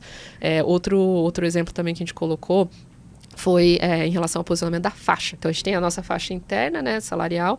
Se essa pessoa já está lá no ponto máximo, talvez ela já está pronta para uma promoção, né? Não é um aumento salarial que vai Cara, ser então, se o número... foram mais de 10 coisas que você disse que vocês estão analisando. Acho que tem muito mais do que 10, né? Quanto tempo vocês rodam isso? Não, agrupado em critérios, Emerson. É que eu falei 10 porque eu fui dando exemplos, mas dentro de cada critério eu tenho a lista de pesos que vai encontrar. Então, são 5 critérios que a gente gasta mais tempo fazendo a parametrização, que é pedir para... Por isso que eu ia dizer, porque depois quando você buscar todas as informações, porque se o cara fizer isso na unha, cara, ele vai levar, sei lá, cara, muito tempo. Exatamente, por isso que a tecnologia tem que ajudar. E também não vai substituir a inteligência humana, né? Exato, porque tem a lógica. E eu falo muito assim, o computador, o Excel, qualquer coisa, ele só vai fazer aquilo bem feito se você souber pedir para ele o que você quer fazer. Experimenta fazer uma fórmula if lá, esquecer de pôr um parênteses ou uma vírgula no lugar errado, vai calcular tudo errado. Então, a gente gasta muito tempo fazendo essa parametrização. Depois que essa parametrização está pronta, Aí quando a gente dá o go live do sistema, na hora que dá o go live, que é a tensão ali que a gente tem, que aí o sistema abre e tá toda a recomendação pronta lá para cada pessoa. E aí a gente tem as orientações, né? Então, uma coisa que a gente usa muito, a gente não trava nada. Então, se o gestor foi lá, a gente recomendou 10%, ele resolveu dar 20%, decisão dele. Mas sabendo que tem um budget também, que daí tem esse outro componente. Sim. Eu não desenhei o algoritmo. Tem que ter travas. A trava é, a sua decisão talvez está tirando um aumento de uma outra pessoa. Você está ciente disso? E aí, quando a gente fez uma análise de desvio no sentido de quanto que a liderança acatou a sugestão e o quanto que não acatou, até que foi um índice alto, até acho em torno de 45% da liderança acatou as recomendações. E a outra porcentagem fez alguma mudança, mas mudanças sutis, né? Do tipo, 8% o cara deu 10%. Então, mas assim, a gente não deixa a pessoa assim, sem nenhuma referência. E como é que foi esse processo com a liderança? Porque, você falando isso, eu me lembrei de um exemplo. O meu pai não confia em GPS. Então, você pode pôr o GPS, você pode andar, sei lá, na Capá e pôr no GPS. Ele fala, não confia, né? Vai aqui, vira ali, não sei o quê. Ele prefere perguntar no Poço Piranga do que seguir o que o... E não adianta discutir. É sempre, você põe o GPS, eu imagino que deve ter, assim, né? Tem líderes, tem pessoas que já estão muito acostumadas com o modo de fazer, que daí se apresenta uma ferramenta e fala assim, não. É o 55. Eu sei. Ele chega e fala assim, mano, deixa eu dar um jeitinho aqui nesse bagulho. E assim, vocês, desde o começo vocês se preocuparam com esse público? Que acontece, pensou num treinamento? A gente faz uma capacitação que a gente explica, porque quando a pessoa entende o racional, ela entende o que tem que fazer. Quando ela desconfia, porque ela não entendeu o racional inteiro, porque alguma coisa não está clara. Então, a gente tenta deixar o racional muito claro para a liderança do que está sendo considerado e tudo mais, mas tem uma frase no final, assim, do trama que fala: a decisão do líder é soberana. A decisão do líder, ela sempre vai ser mais importante, porque o líder tem todo o contexto, tem toda a parte subjetiva. É o piloto do avião, velho. Exatamente. Se ele está dizendo, não, essa pessoa... Mas a decisão que ele está tomando ali, que é diferente talvez da recomendação, os 55% não é ruim. Porque a gente sabe talvez que a liderança tomou a decisão, apesar da recomendação não indicar aquilo, mas que ele tomou uma decisão consciente. Ele talvez sabe até explicar o porquê que ele tomou essa decisão dentro daquele budget que ele tinha. Então deixa a liderança mais crítica, com mais... Não fica aquela coisa, mas o RH disse que era para dar tanto, eu dei isso. E você também não tira o poder, a autoridade ali do líder de se não tomar fica no lugar, não. O RH disse que era para dar 10%, eu dei 10%, né? E eu não faço parte, né? Aí eu faço parte. Belonging, exatamente. E mesmo sendo diferente, mesmo sendo diferente, isso talvez seja mais difícil de capturar o quanto que talvez, embora seja diferente, ele tenha influenciado a decisão, né? Que talvez, se não tivesse essa informação, se não tivesse esse olhar, talvez a decisão fosse muito diferente daquilo. O que a gente faz nada mais do que organizar as informações. Eu não adianta dar um treinamento para o líder e falar assim, líder, na hora que você for tomar a decisão, leve em consideração a consistência da performance, o posicionamento na faixa, a equidade. O cara já se perdeu lá na primeira orientação que eu dei. Então, a forma como a gente faz é deixar objetivo, coisas subjetivas, né? E que tragam um número. Beleza, essa é a sua base. Aí, dali, ele toma a decisão que ele quer tomar. Óbvio que tem muita coisa para evoluir. A gente rodou isso em um ciclo, deu muito certo, foi muito bom. A gente economizou horas do time, não só do time de remuneração que a gente tinha ali, que executava depois. Imagina, né? Sei lá, quantas planilhas que a gente disparava para os líderes, a segurança que, né, questionável, porque depois o negócio voltava, a gente ficava fazendo um monte de PROC-V para consolidar tudo, e a gente não tinha tempo de análise. Então, eu não conseguia nem ter tempo para analisar se estava fazendo sentido. Então, hoje eu consigo rodar o processo muito fácil. Inclusive, é que daí a ferramenta que a gente tem ajuda bastante, que no final do processo que a gente roda tudo, terminou tudo, apertou o botão, já gera a carta de comunicação pro funcionário, pro colaborador, e aí o gestor já faz a comunicação. É muito rápido, né? Vocês acabaram gastando muito mais tempo fazendo o planejamento, a programação, a análise, do que a execução efetiva, né? O fazejamento. E é escalável, né? porque agora eu vou rodar mais um ciclo, eu vou simplesmente reabrir o móvel, reprogramo, vou criar um critério novo, não sei, talvez vou incluir mais um critério, tiro um aqui que talvez não está fazendo sentido. Mas eu gero economia de tempo para fazer a análise que ninguém consegue que é o que a gente está falando. Então, eu acho que a gente começou lá atrás falando do que é inteligência artificial, que os algoritmos podem fazer, eles consolidam coisas que a Fer também falou, que você não vai acessar essa parada, você não vai lembrar. Cara, pensa nisso. Eu sou o cara, você vira à direita, você quer ir lá no lugar, você pergunta pra alguém, você vira à direita aqui, esquerda, eu já, fixei na direita, esquerda, eu já esqueci, vou ter que virar à direita. A terceira indicação lascou. Então você consegue trazer muita velocidade, assim.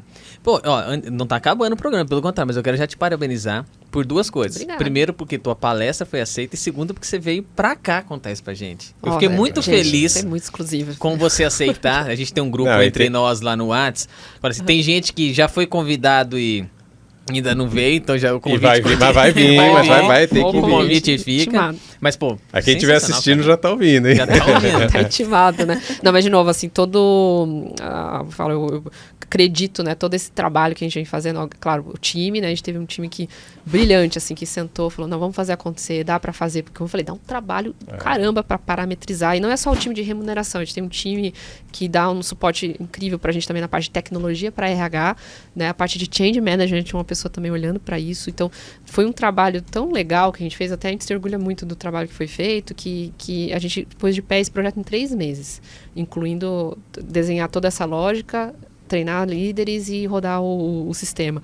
Então, é um trabalho do time. A Grazi vai estar representando o time também lá junto comigo no evento. A Grazi, inclusive, depois pegou a lógica do algoritmo e aplicou para equity. Então, toda a distribuição de ações da empresa também é feita por algoritmos. A gente pegou toda a regra, que é uma regra mega complexa, e também começou a fazer, porque, de novo, até o líder fazer a conta lá de quanto que eu vou dar e tal. Então, a gente já dá a sugestão. E a gente está começando a usar agora nas decisões também de mobilidade internacional. Quem é elegível para ir para um país, ou a gente começou a colocar, inclusive, diversidade. Tá, isso que eu ia perguntar agora para você. Dá para fazer cálculo com isso também, para ver se... Também. A gente coloca intencionalmente pesos, por exemplo, numa determinada raça, ou por um gênero e tudo mais, para poder ajudar a eliminar não só vieses, mas também como eu intencionalmente crio decisões em que eu vou ter pessoas subrepresentadas e tal, numa oportunidade que geralmente é destinada para um grupo específico. Então, a gente, especialmente no time de tech, né, que a gente sabe que é um time majoritariamente de homens. Então, como que eu influencio que as decisões são tomadas, talvez, para a gente dar mais oportunidade para mulheres, para pessoas negras e tal. Então, a gente começa a usar remuneração, e isso eu vi muito lá no Rewards 22. Inclusive, foi a minha maior aprendizado no Rewards 22, que foi Pay Equity, acho que foi um dos temas, inclusive, do evento, e como os Estados Unidos está se organizando com software, tem um monte de fornecedor lá, você deve ter visto. E não porque, nossa, vamos fazer isso, porque isso é muito legal. Virou lei. Virou lei. Então, vários estados já estão tendo que divulgar as suas remunerações nas vagas e tal. Então, eu aprendi muito já com um país que já está fazendo isso. Óbvio, o Brasil tem na lei, na CLT, né, mas está para surgir agora, né? Estão resgatando, né? Tinha uma lei lá de 2010 que não foi aprovada até hoje, mas acho que agora, esse mês aqui, parece que vai ser alguma coisa. Traz esse tema intencional. Não adianta ter uma área, uma política de D&I, mas se nas práticas que eu tomo decisões, até de benefícios, eu olho para o meu cardápio de benefícios, até de recrutamento e seleção, né? Até de recrutamento e seleção. Então, D&I virou um tema para a gente, sim, prioritário. E aí, de lá, acho que teve uma palestra específica que fizeram uma apresentação de um case de como eles fizeram análise de pay gap dos times. Cara, era muito legal, assim. E aí eu peguei o próprio material mesmo, super didático, a mesma metodologia, e a gente aplicou no iFood com um time de analytics que também ajudou a trazer um pouquinho mais também de sofisticação ali, de acordo com a nossa realidade.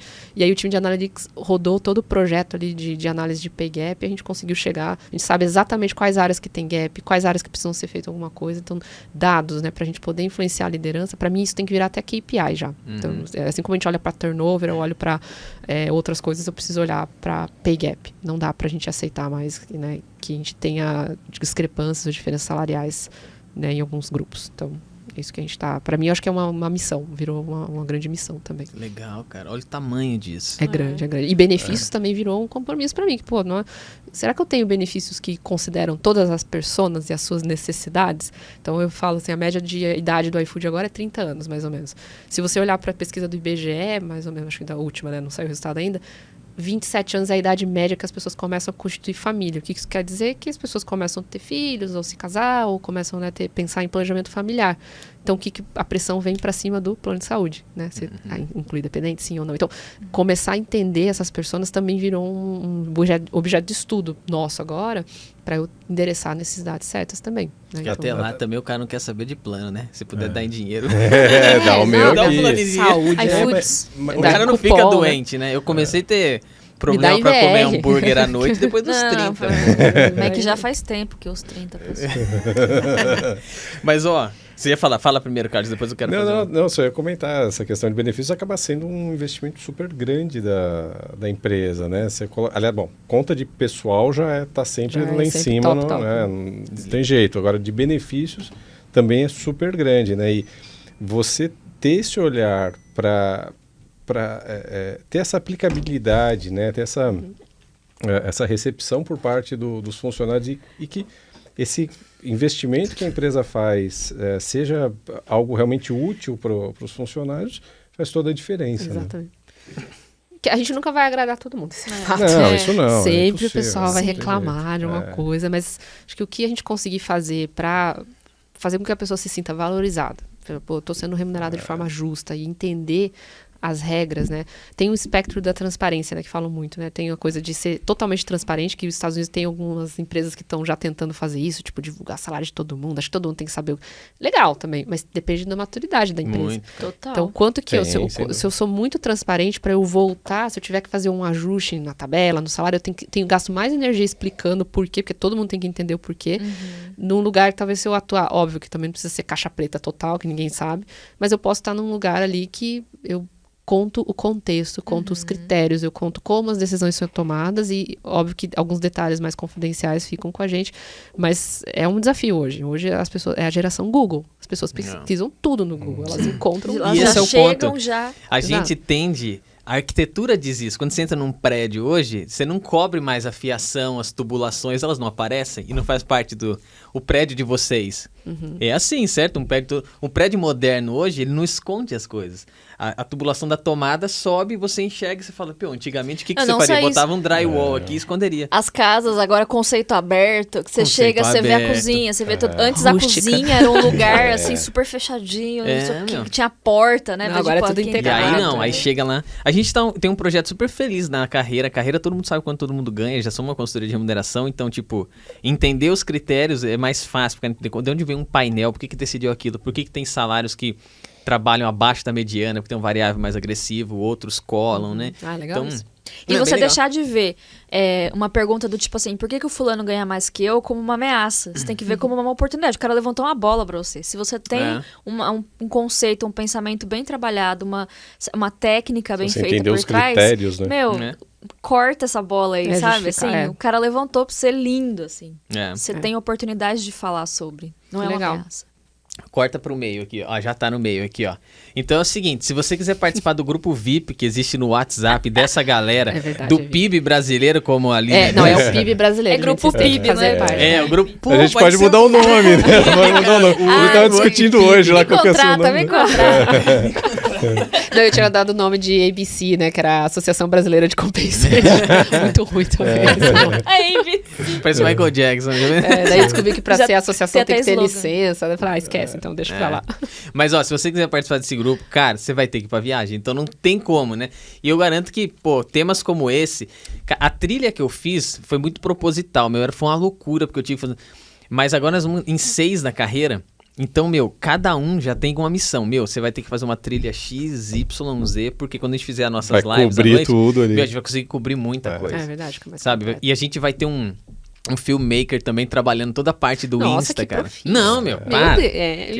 Você acha que... Nós vamos pra botar o evento lá em cima. A gente quer fazer uma parada bem legal. O Carlos inclusive, a delegação brasileira, apesar de ter sido menor no ano passado, foi a maior delegação internacional do evento. Tivemos foto do topo do palco. Não, a gente com o presidente da destaque, nem vamos, gente. Nem se mexe, né? Mas então, tá o convite e batem um papo com o Carlos, cara. A gente tá super aberto. Escreve na descrição do vídeo. Do jeito que você, sabe, manda bala, porque a gente quer fazer um barulho bem legal e eu tenho certeza que é uma experiência incrível, assim. Eu curti demais, vendi a parada internamente. Falei, vamos, porque a gente precisa fazer um negócio Carlos, quem legal. não for... a sessão vai ser transmitida online? As palestras? As palestras. Inicialmente não. Depois do evento, talvez eles liberem. Talvez depois do evento, algumas talvez tenha... foram ano passado, não são todas também. Tem algumas virtuais depois. Mas a carreira vai transmitir. Não, a gente vai ter os spoilers aí, né? A gente vai ter um trabalhinho aí trazendo para vocês também tudo que acho que o que é legal do evento lá, né? Não só olhar os temas, é exatamente o que a Tati falou, você conversar com alguém de uma empresa que você nunca ouviu falar. Aí eu sentei do lado de uma pessoa e fui falar, ela falou, eu também tenho essa dor. Daí, tipo, o que você trabalha? Nossa, uma empresa, um segmento que eu nunca tinha ouvido falar na minha vida, nem vou lembrar agora. E a gente ficou ali mais que migas friends, sabe? Acho que eu nem sei o nome dela, mas a gente conversou várias vezes ali. Como se conhecesse há anos, Como se conhecesse, assim. E era legal que a gente ia tomar café, lembra? Café aguado pra caramba, enfim, o café americano, né? Café americano, exato. Um branding mas tinha até, né, tipo, no copo você podia colocar ali aquela coisinha ali pra segurar, falando, gostaria de falar sobre retention. E eu lembro que eu tava com 2 copos, assim, tipo vários copos, assim, apenas falando não só as palestras, acho que o que eu achei muito rico, tinha, tipo, umas mesas redondas, que a gente sentava lá, e era um tema livre. Então eu lembro de sentar numa mesa exatamente desse tema, sobre retention bônus. E aí uma pessoa puxa e começa a falar, eu tô fazendo isso, tô fazendo... E aí as pessoas começavam a falar dos problemas, eu falei, gente, parece que ele tá descrevendo e eu me via ali, né? Então é muito legal, assim, é um evento que acolhe bastante a gente. Acho que traz muito da coisa prática, assim, né? De você ver o que o outro tá fazendo, e aquilo vai te dar um insight, né? Que você trouxe lá para aplicar aqui, né? Que você acabou de contar, enfim, ter essas discussões. Eu acho que isso é muito bacana. Quando a gente está imerso numa rotina muito, assim, de muitas demandas, muitas decisões, muitas coisas, a gente precisa recarregar nossa energia de alguma forma, né? E eu acho que eventos como esse recarregam a energia, assim, né? Pra você sair um pouco do seu mundinho ali, sua bolha, você entrar num lugar que, assim, tá todo mundo ali buscando trocar, entender, recarrega a energia. Pra você voltar pra casa e falar assim, nossa... É possível porque eu vi esse cara que fez isso. Exatamente. Mas, vamos continuar falando da convidada? Eu não queria que ela fosse embora antes de dizer. Japonesa. Ixi, não japonesa. Lilian K. Lilian K, nome artístico dela, Lilian K. A gente falou, uau, ela não... O sobrenome dela Nossa, gente, eu tô chocada. Enigma. LinkedIn, me ajuda aqui. No meu LinkedIn tá aparecendo Lilian K. Eu não sou misteriosa. Lilian Kazama. Já morou no Japão? É seu pai? De onde vem a descendência, assim? Minha família, né? Da família do meu pai. E é legal, geralmente os descendentes japoneses sabem quase a história inteira, né? Da onde vem a família, enfim. Mas meus bisavós fugindo da guerra, aquela história toda, né? Vieram pro Brasil, então tenho descendência japonesa. Do lado da minha mãe, história curiosa também, a família da minha mãe é do Ceará, né? Então tem uma parte ali do Ceará, tem acho que uma história de descendência de francês, com português, sei lá. Tem uma mistura legal. Exato, ali, uma mistura né? ali. Mas a influência japonesa, acho que ela é mais forte, porque minha família decidiu mudar. Na época que teve a imigração, né? Os decassegues, enfim, pro Japão, foi em 1993, 94. Então eu era muito pequenininha, tinha uns 8 anos, tava começando a ler, sabe? Aquela coisa no Brasil. E aí, para um outro país, aprender um idioma totalmente diferente, assim, né? Então foi o primeiro choque, assim. Quanto tempo você morou lá daí? Então, eu morei, acho que deu uns 6 anos, mais ou menos, né? E aí minha mãe decidiu retornar primeiro e meu pai ficou. Então era muito comum ter essas configurações, assim, né? O pai ficava, a mãe ficava, voltava e tal, e meu pai trabalhava, enfim. Teu pai já falava japonês? Falava, não, minha família fala, minha avó e tudo mais. Então ficou um bom tempo, assim, a família ficou separada, assim, foi meio difícil. E aí eu aprendi a falar japonês lá, né, na escola, ia pra escola e tal, mas continuava falando português, minha mãe incentivou muito a gente continuar estudando, então ela colocou a gente lá numa aulinha de português, a gente fazia redação pra não esquecer como é que escrevia, porque você tá ali no dia a dia, é chance de esquecer, ainda mais criança. É muito diferente, assim, né, cara? Não, é totalmente diferente. Não um português para espanhol, assim, né, cara? A estrutura é diferente. E é um idioma que ele evolui. Então, eu sinto muita diferença do japonês que eu aprendi quando criança pro japonês de hoje em dia, assim, é bem diferente, assim, muitas coisas já foram ocidentalizadas, então alguns termos não são mais usados, então é bem dinâmica também o idioma, mas até hoje, assim, eu não uso em lugar nenhum, mas eu escuto música, eu assisto programa japonês, falo com a minha avó e tal, mas é um idioma que, pra mim, hoje eu olho assim, onde você usa japonês? Só no Japão. Mas é um idioma que me ajuda muito, assim, Nunca pegou uma reunião no Brasil, assim, com japonês? Eu trabalhei numa empresa no começo da carreira, um pouquinho antes de ir pra remuneração, nessa ideia de que, eu sou boa em matemática, então eu tenho que ir pra engenharia. Eu fiz um estágio numa empresa japonesa na área de engenharia.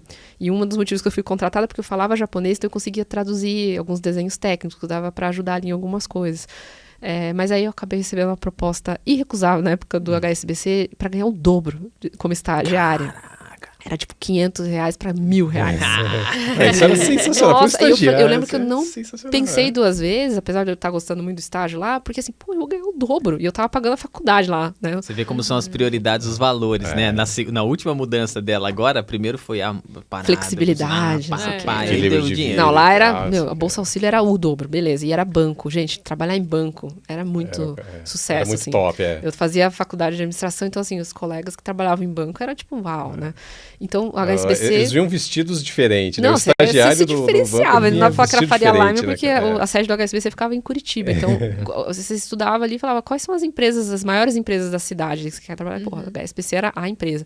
Só que eu lembro que eu aceitei a oferta, mas eu não prestei atenção no detalhe. Qual era a área?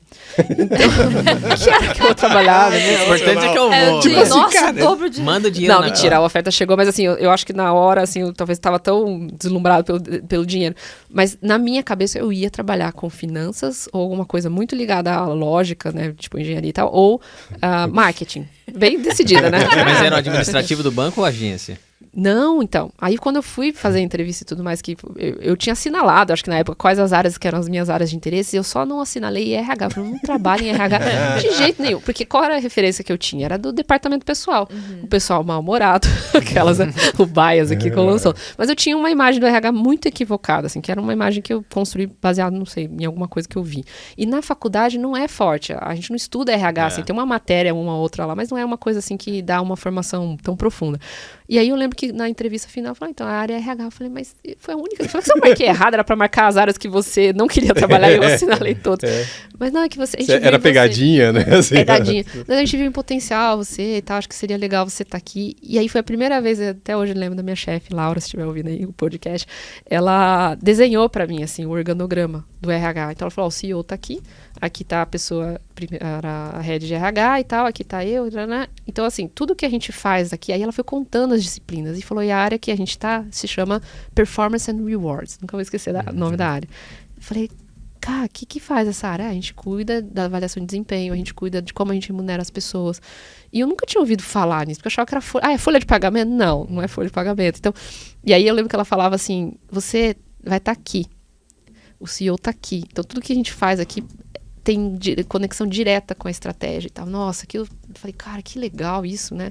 Tá, vou dar uma chance para conhecer. E desde então, nunca mais saí, eu fui picada pelo bichinho que eu falo, né, de remuneração, mas no começo eu não trabalhei com remuneração, eu trabalhava na área de remuneração, mas eu dei muito apoio e suporte para mobility. A HSBC era referência em expatriados na época, então a gente trabalhou muito, a Mabel, inclusive, minha chefe também foi muito importante para a gente administrar toda a parte ali de expatriados, e aí surgiu uma vaga, uma pessoa pediu demissão lá, e ela cuidava de pesquisa salarial, você quer assumir? Eu falei, tá, legal, mas eu olhava para aquele monte de gente, trabalhava até de madrugada, eu falei, gente, eu vou virar essas pessoas, parece um zumbi, todo mundo lá trabalhando, que era muito pesado, assim, tinha muita coisa, muita demanda.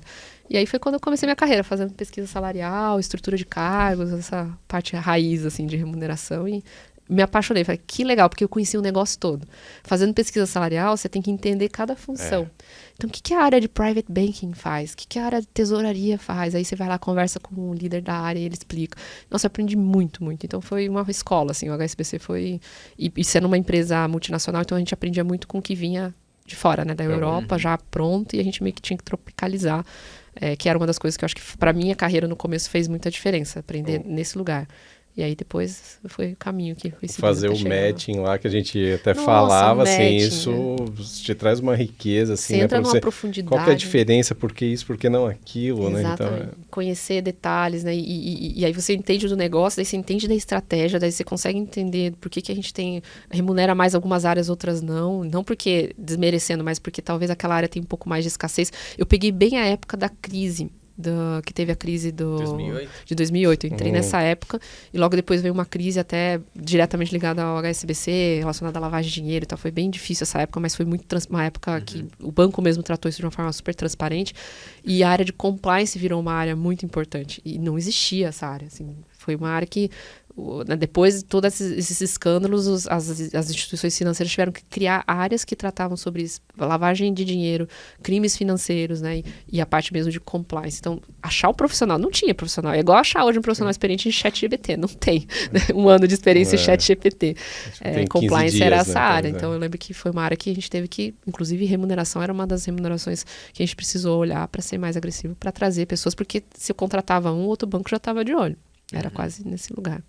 Então, foi um aprendizado, foi uma escola, assim, para mim foi muito legal. Até o Bradesco comprar o HSBC, que nunca a gente imaginou que isso poderia acontecer.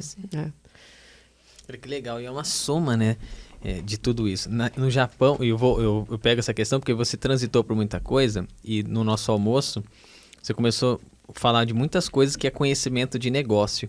E eu acho que eu entrei pela porta dos fundos nesse tema também, nem sei se eu sou de remuneração, não sei se eu pertenço agora, enfim. Belong. Você tá belonging. Cara, você ainda tem dúvida, meu. Mas, eu falo isso pra brincar porque eu vim do mercado vendo um monte de coisa, eu gosto dessas coisas, sabe? E eu vejo que pessoas que têm uma habilidade como a sua, têm condição de desfrutar, de fazer diferente, sabe? De fazer diferente.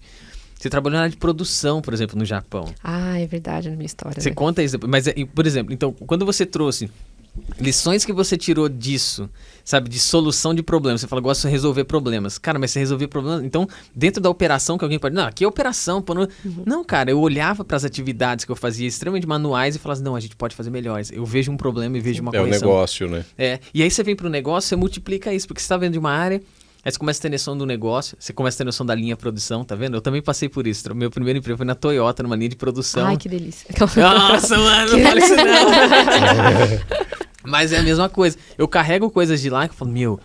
E aí depois eu vou trabalhar numa empresa de ferramentas, eu começo a olhar mercado, parte de negócios, como é que ela se relaciona com outros... Cara, isso é fantástico. Aí quando eu vim pra essa área, eu falei, cara, pô, essa área tem a faca e o queijo na mão, cara. Falta o quê? Às vezes mudar esse drive. Resolver problema, ué. Não importa onde. Eu acho que o que move as pessoas, o ser humano, isso eu vi muito lá no Nubank também, é o senso de inconformismo. Se a gente se conforma... Tipo, igual a gente reclama das operadoras de telefone, né? Então, não é ruim mesmo, né? Muda de qualquer... É tudo igual. Então, quando a gente fica nesse é tudo igual, a gente se conforma com um mau serviço e tudo mais. Quando vem Aí eu vou dar um exemplo do Nubank, que foi o que eu vivi lá, né? Vem a ideia, tipo, putz, os bancos tinham alguns problemas, né? E vem uma proposta, tipo, a gente pode resolver essa dor, que era a dor do aplicativo, coisas desse tipo, né? Ou dar independência financeira para as pessoas, né? O controle das finanças, né? Que era o que a gente falava. Você rompe um lugar, né? Então você tá a partir de um inconformismo. O Brasil é o melhor lugar para fazer isso. Porque é o lugar onde a gente tem um monte de oportunidades de coisas para melhorar serviços, coisas que não são muito boas. E aí a gente olha muito... Quando você tem esse senso de inconformismo, aí você faz um monte de coisa. Eu vou contar um detalhe pessoal aqui. Eu tenho um hobby. E aí as pessoas falam, nossa, isso não é um hobby. Não, é um hobby. Eu adoro arrumar minha casa. Mas não é nível Marie Kondo, assim, sabe? Tipo, método e tal. É uma coisa que pra mim faz parte da minha existência.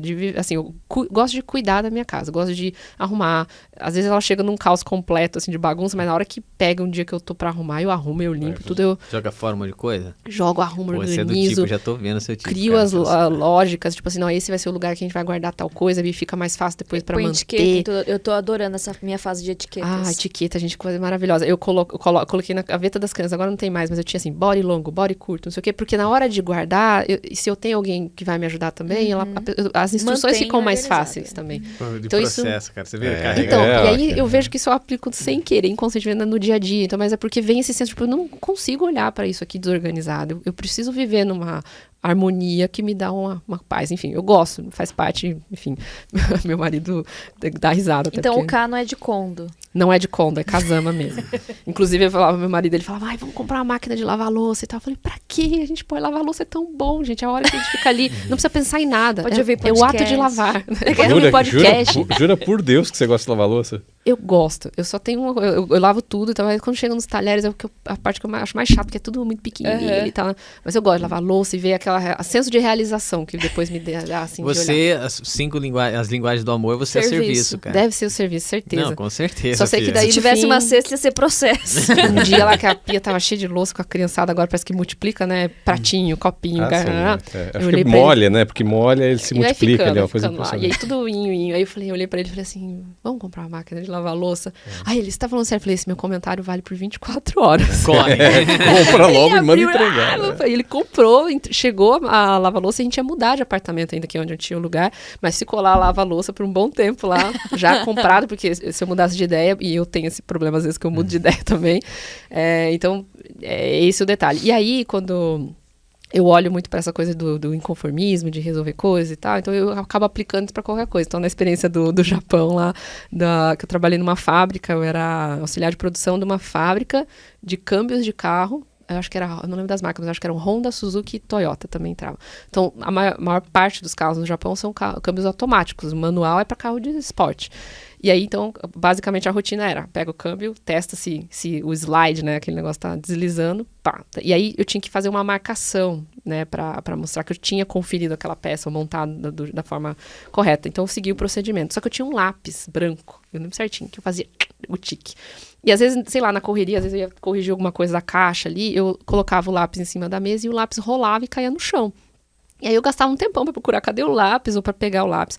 E eu comecei a medir quanto tempo eu gastava pegando o lápis no chão. Porque, imagina, eu tava ali naquele dia e tinha um relógio na minha frente, então eu ficava olhando pro relógio fazendo conta. Eu adorava ficar fazendo conta na cabeça e tal. Aí um dia eu falei, quer saber, eu vou tentar resolver isso aqui. Aí a primeira solução que eu pensei, falei, já sei, vou fazer uma contenção com uma barreirinha com papel, assim. Talvez eu coloco aqui, ou uma coisa mais grossa ali, que aí ele vai rolar e vai bater ali. Eu falei, não vai dar certo porque vai me atrapalhar. Pode cortar também, não sei.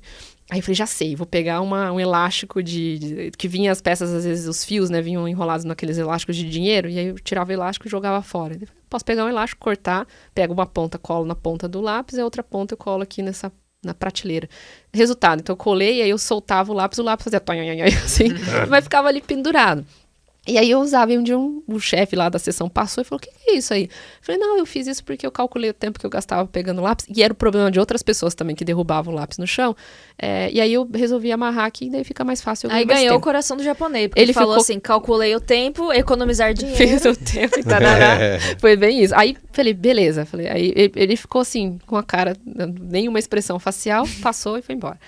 Fiz assim, aquele jeito, a expressão, né, japonesa. Aí eu falei, beleza, não falou nada, então fechou. No outro dia, ele falou, estamos pensando aqui em mudar você de posição. Eu falei, pronto, já vou ser demitida. Não, eu fui promovida. Não, eu tiro o elástico, né? Eu tiro o elástico. Tiraram da coisa e falaram, não, você agora vai começar a fazer uma coisa mais aqui de treinamento.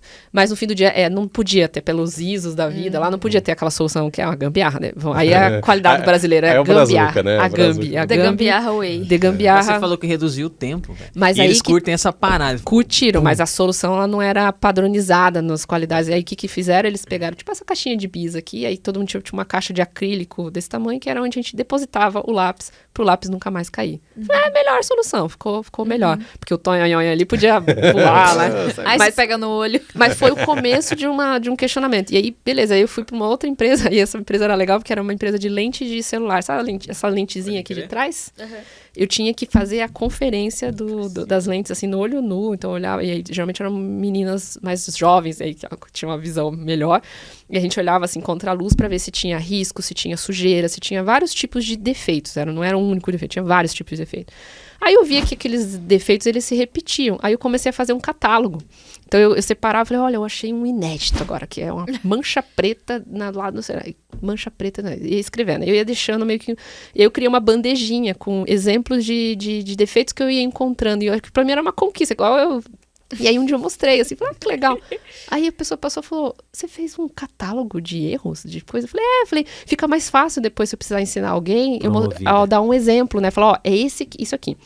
Ninguém deu bola, beleza. Aí, na época, eu era brasileira, a maior parte das pessoas eram japonesas, e aí começou a chegar uma leva de chineses na fábrica, porque a mão de obra era mais barata.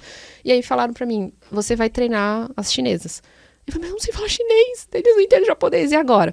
Usa o teu catálogo que você fez, os exemplinhos. Então eu ficava assim, fazendo mímica, mostrando Tu é com o xizinho assim, né? Isso aqui não pode, fazendo xizinho.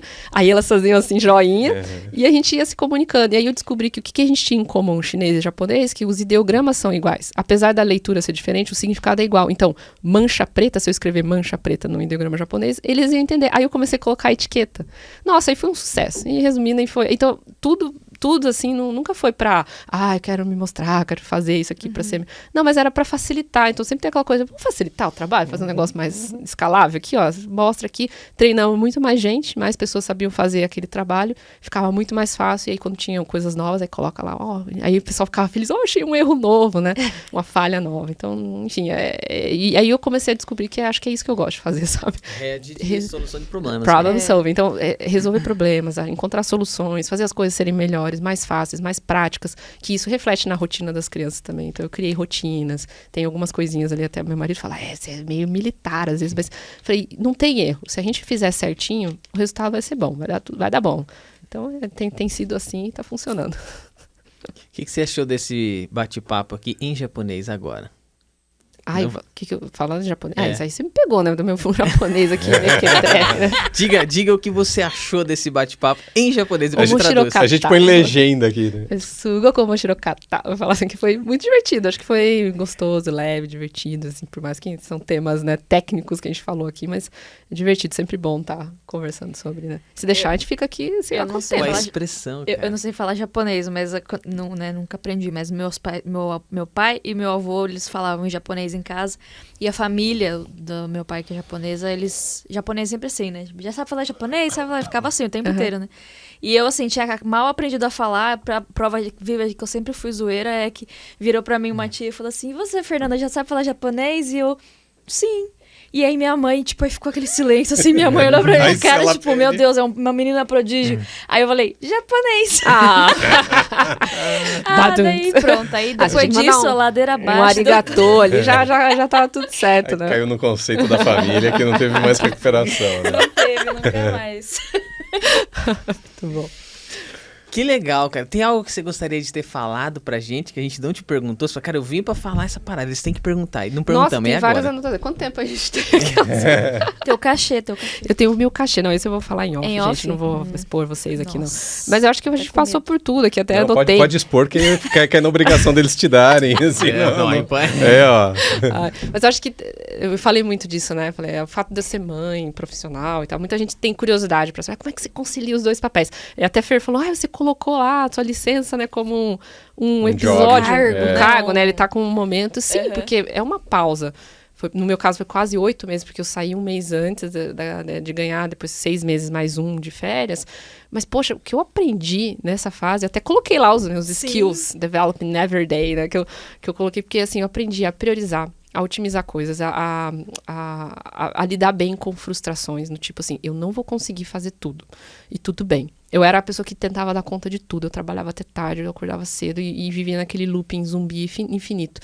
Hoje eu consigo priorizar meu dia. Das 9 às 6 eu trabalho e eu estou 100% trabalhando. Depois das 6 eu sou a mamãe Lilian, que tá ali com as crianças, eu brinco, dou comida, dou banho, a gente dorme, reza, conta história, faz tudo que faz ali. Aquele momentinho nosso, que é depois da escola, que é uma decisão que eu tomei também. Falei, eles vão pra escola para eles se desenvolverem, para eu poder também estar 100%. E o segredo que eu até contei para vocês, e nada disso seria possível sem ter rede de apoio, né? Então, rede de apoio que é não só ter um companheiro junto ali que topa tudo, mas a sogra, o sogro, cunhados, tias, minha mãe, às vezes, volta e me ajuda também, enfim.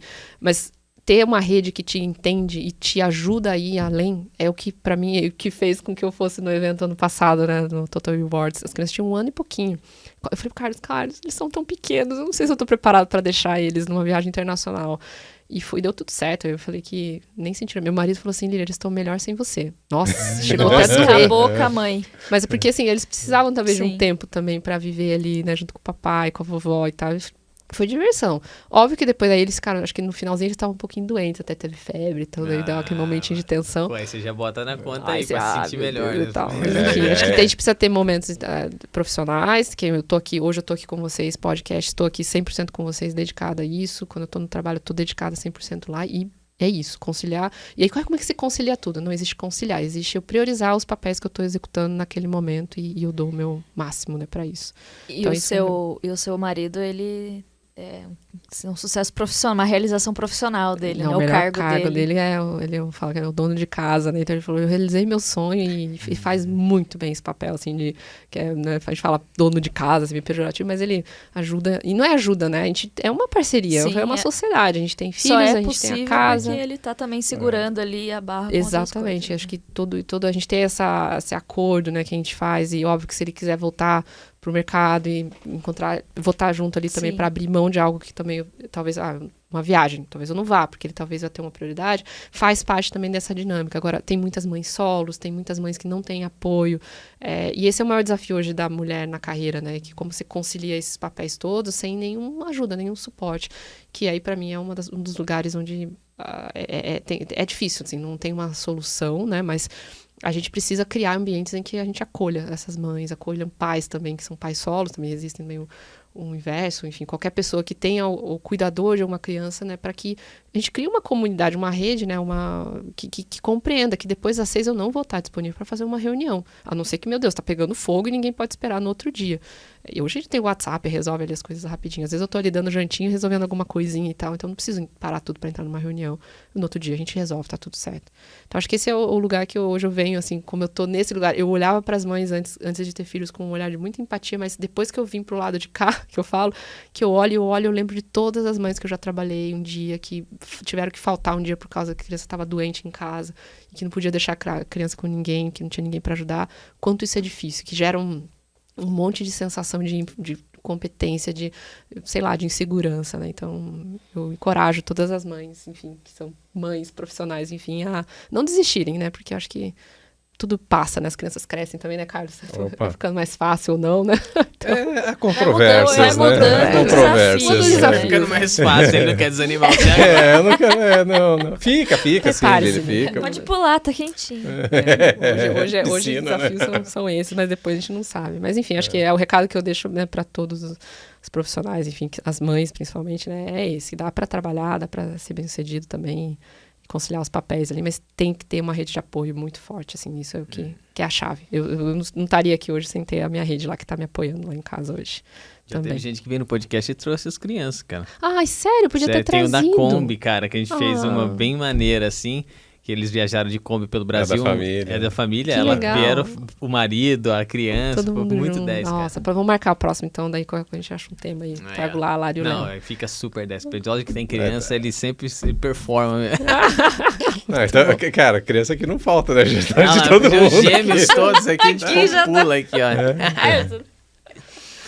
Estar completo, ser completo em cada lugar que você tá. Acho que essa mensagem que você deu eu curti muito. Tipo, quando você tá aqui, você estar presente. Tá presente, completo. Tô aqui. Quando eu tô em casa, eu tô em casa, né? Eu acho que esse é o grande lance que a gente tem que ter, né? É um desafio, né? E isso é muito desafiador, porque isso aqui é de celular, né?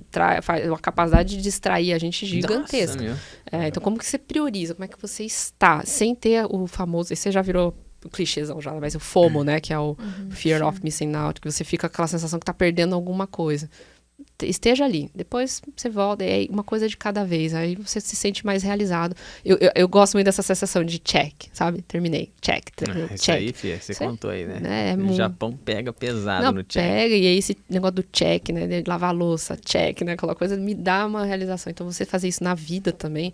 Eu tenho coisas que eu lembro, assim, às vezes, né? Putz, não posso esquecer de fazer tal coisa. Aí eu anoto tudo, depois eu vejo. Eu lembro, mas não posso perder, mas não vou ficar sofrendo agora, porque daí gera ansiedade, né? Então eu tendi a ser bastante ansiosa, agora tô mais controlada, mas eu comecei a anotar tudo. E quando eu tava grávida, eu fiz um Kanban. Nossa. Eu tinha um Kanban na parede. Falando, mano. Porque eu morria de medo de esquecer as coisas. Então eu fiz no corredor, assim, e eu morria de medo de esquecer, e morria de medo de esquecer de pedir pra alguém me ajudar, meu marido. Então eu tinha um Kanban que era to do, doing, done, né, em inglês. E aí uma pessoa chegou em casa e falou assim, Dona Lília, o que é esse todo aqui? Todo, do. E aí eu contei a metodologia, ela amou. A Maria, que ela me ajudava. Logo depois que as crianças nasceram, e daí deu pra voltar, ela me ajudava com a casa. E aí eu falei, você quer implantar na tua casa? Isso aqui quer dizer assim, o que você tem pra fazer, o que você tá fazendo, o que você já fez. Ela, meu Deus, eu vou colocar meus filhos, eles precisam me ajudar mais. Eu falei, isso, coloca tudo que você quer que eles façam. E aí, a hora que eles terminarem, eles movem o post-it pro done. Isso é muito legal. Aí ela fez isso, estava fazendo, não sei.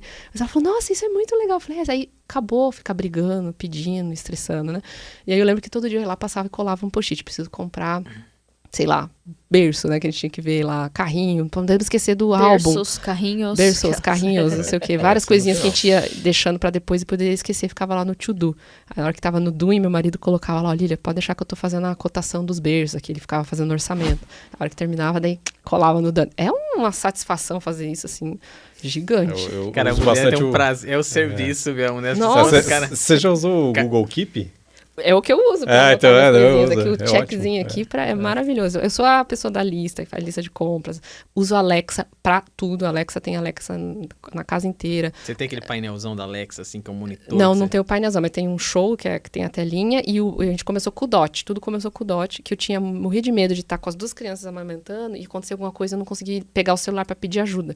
Então eu configurei para que se eu tivesse com as mãos ocupadas, eu falasse com a Alexa e ela ligava pro meu marido. Então, a Alexa ligava pro meu marido. Configurei. Eu falava o nome dele.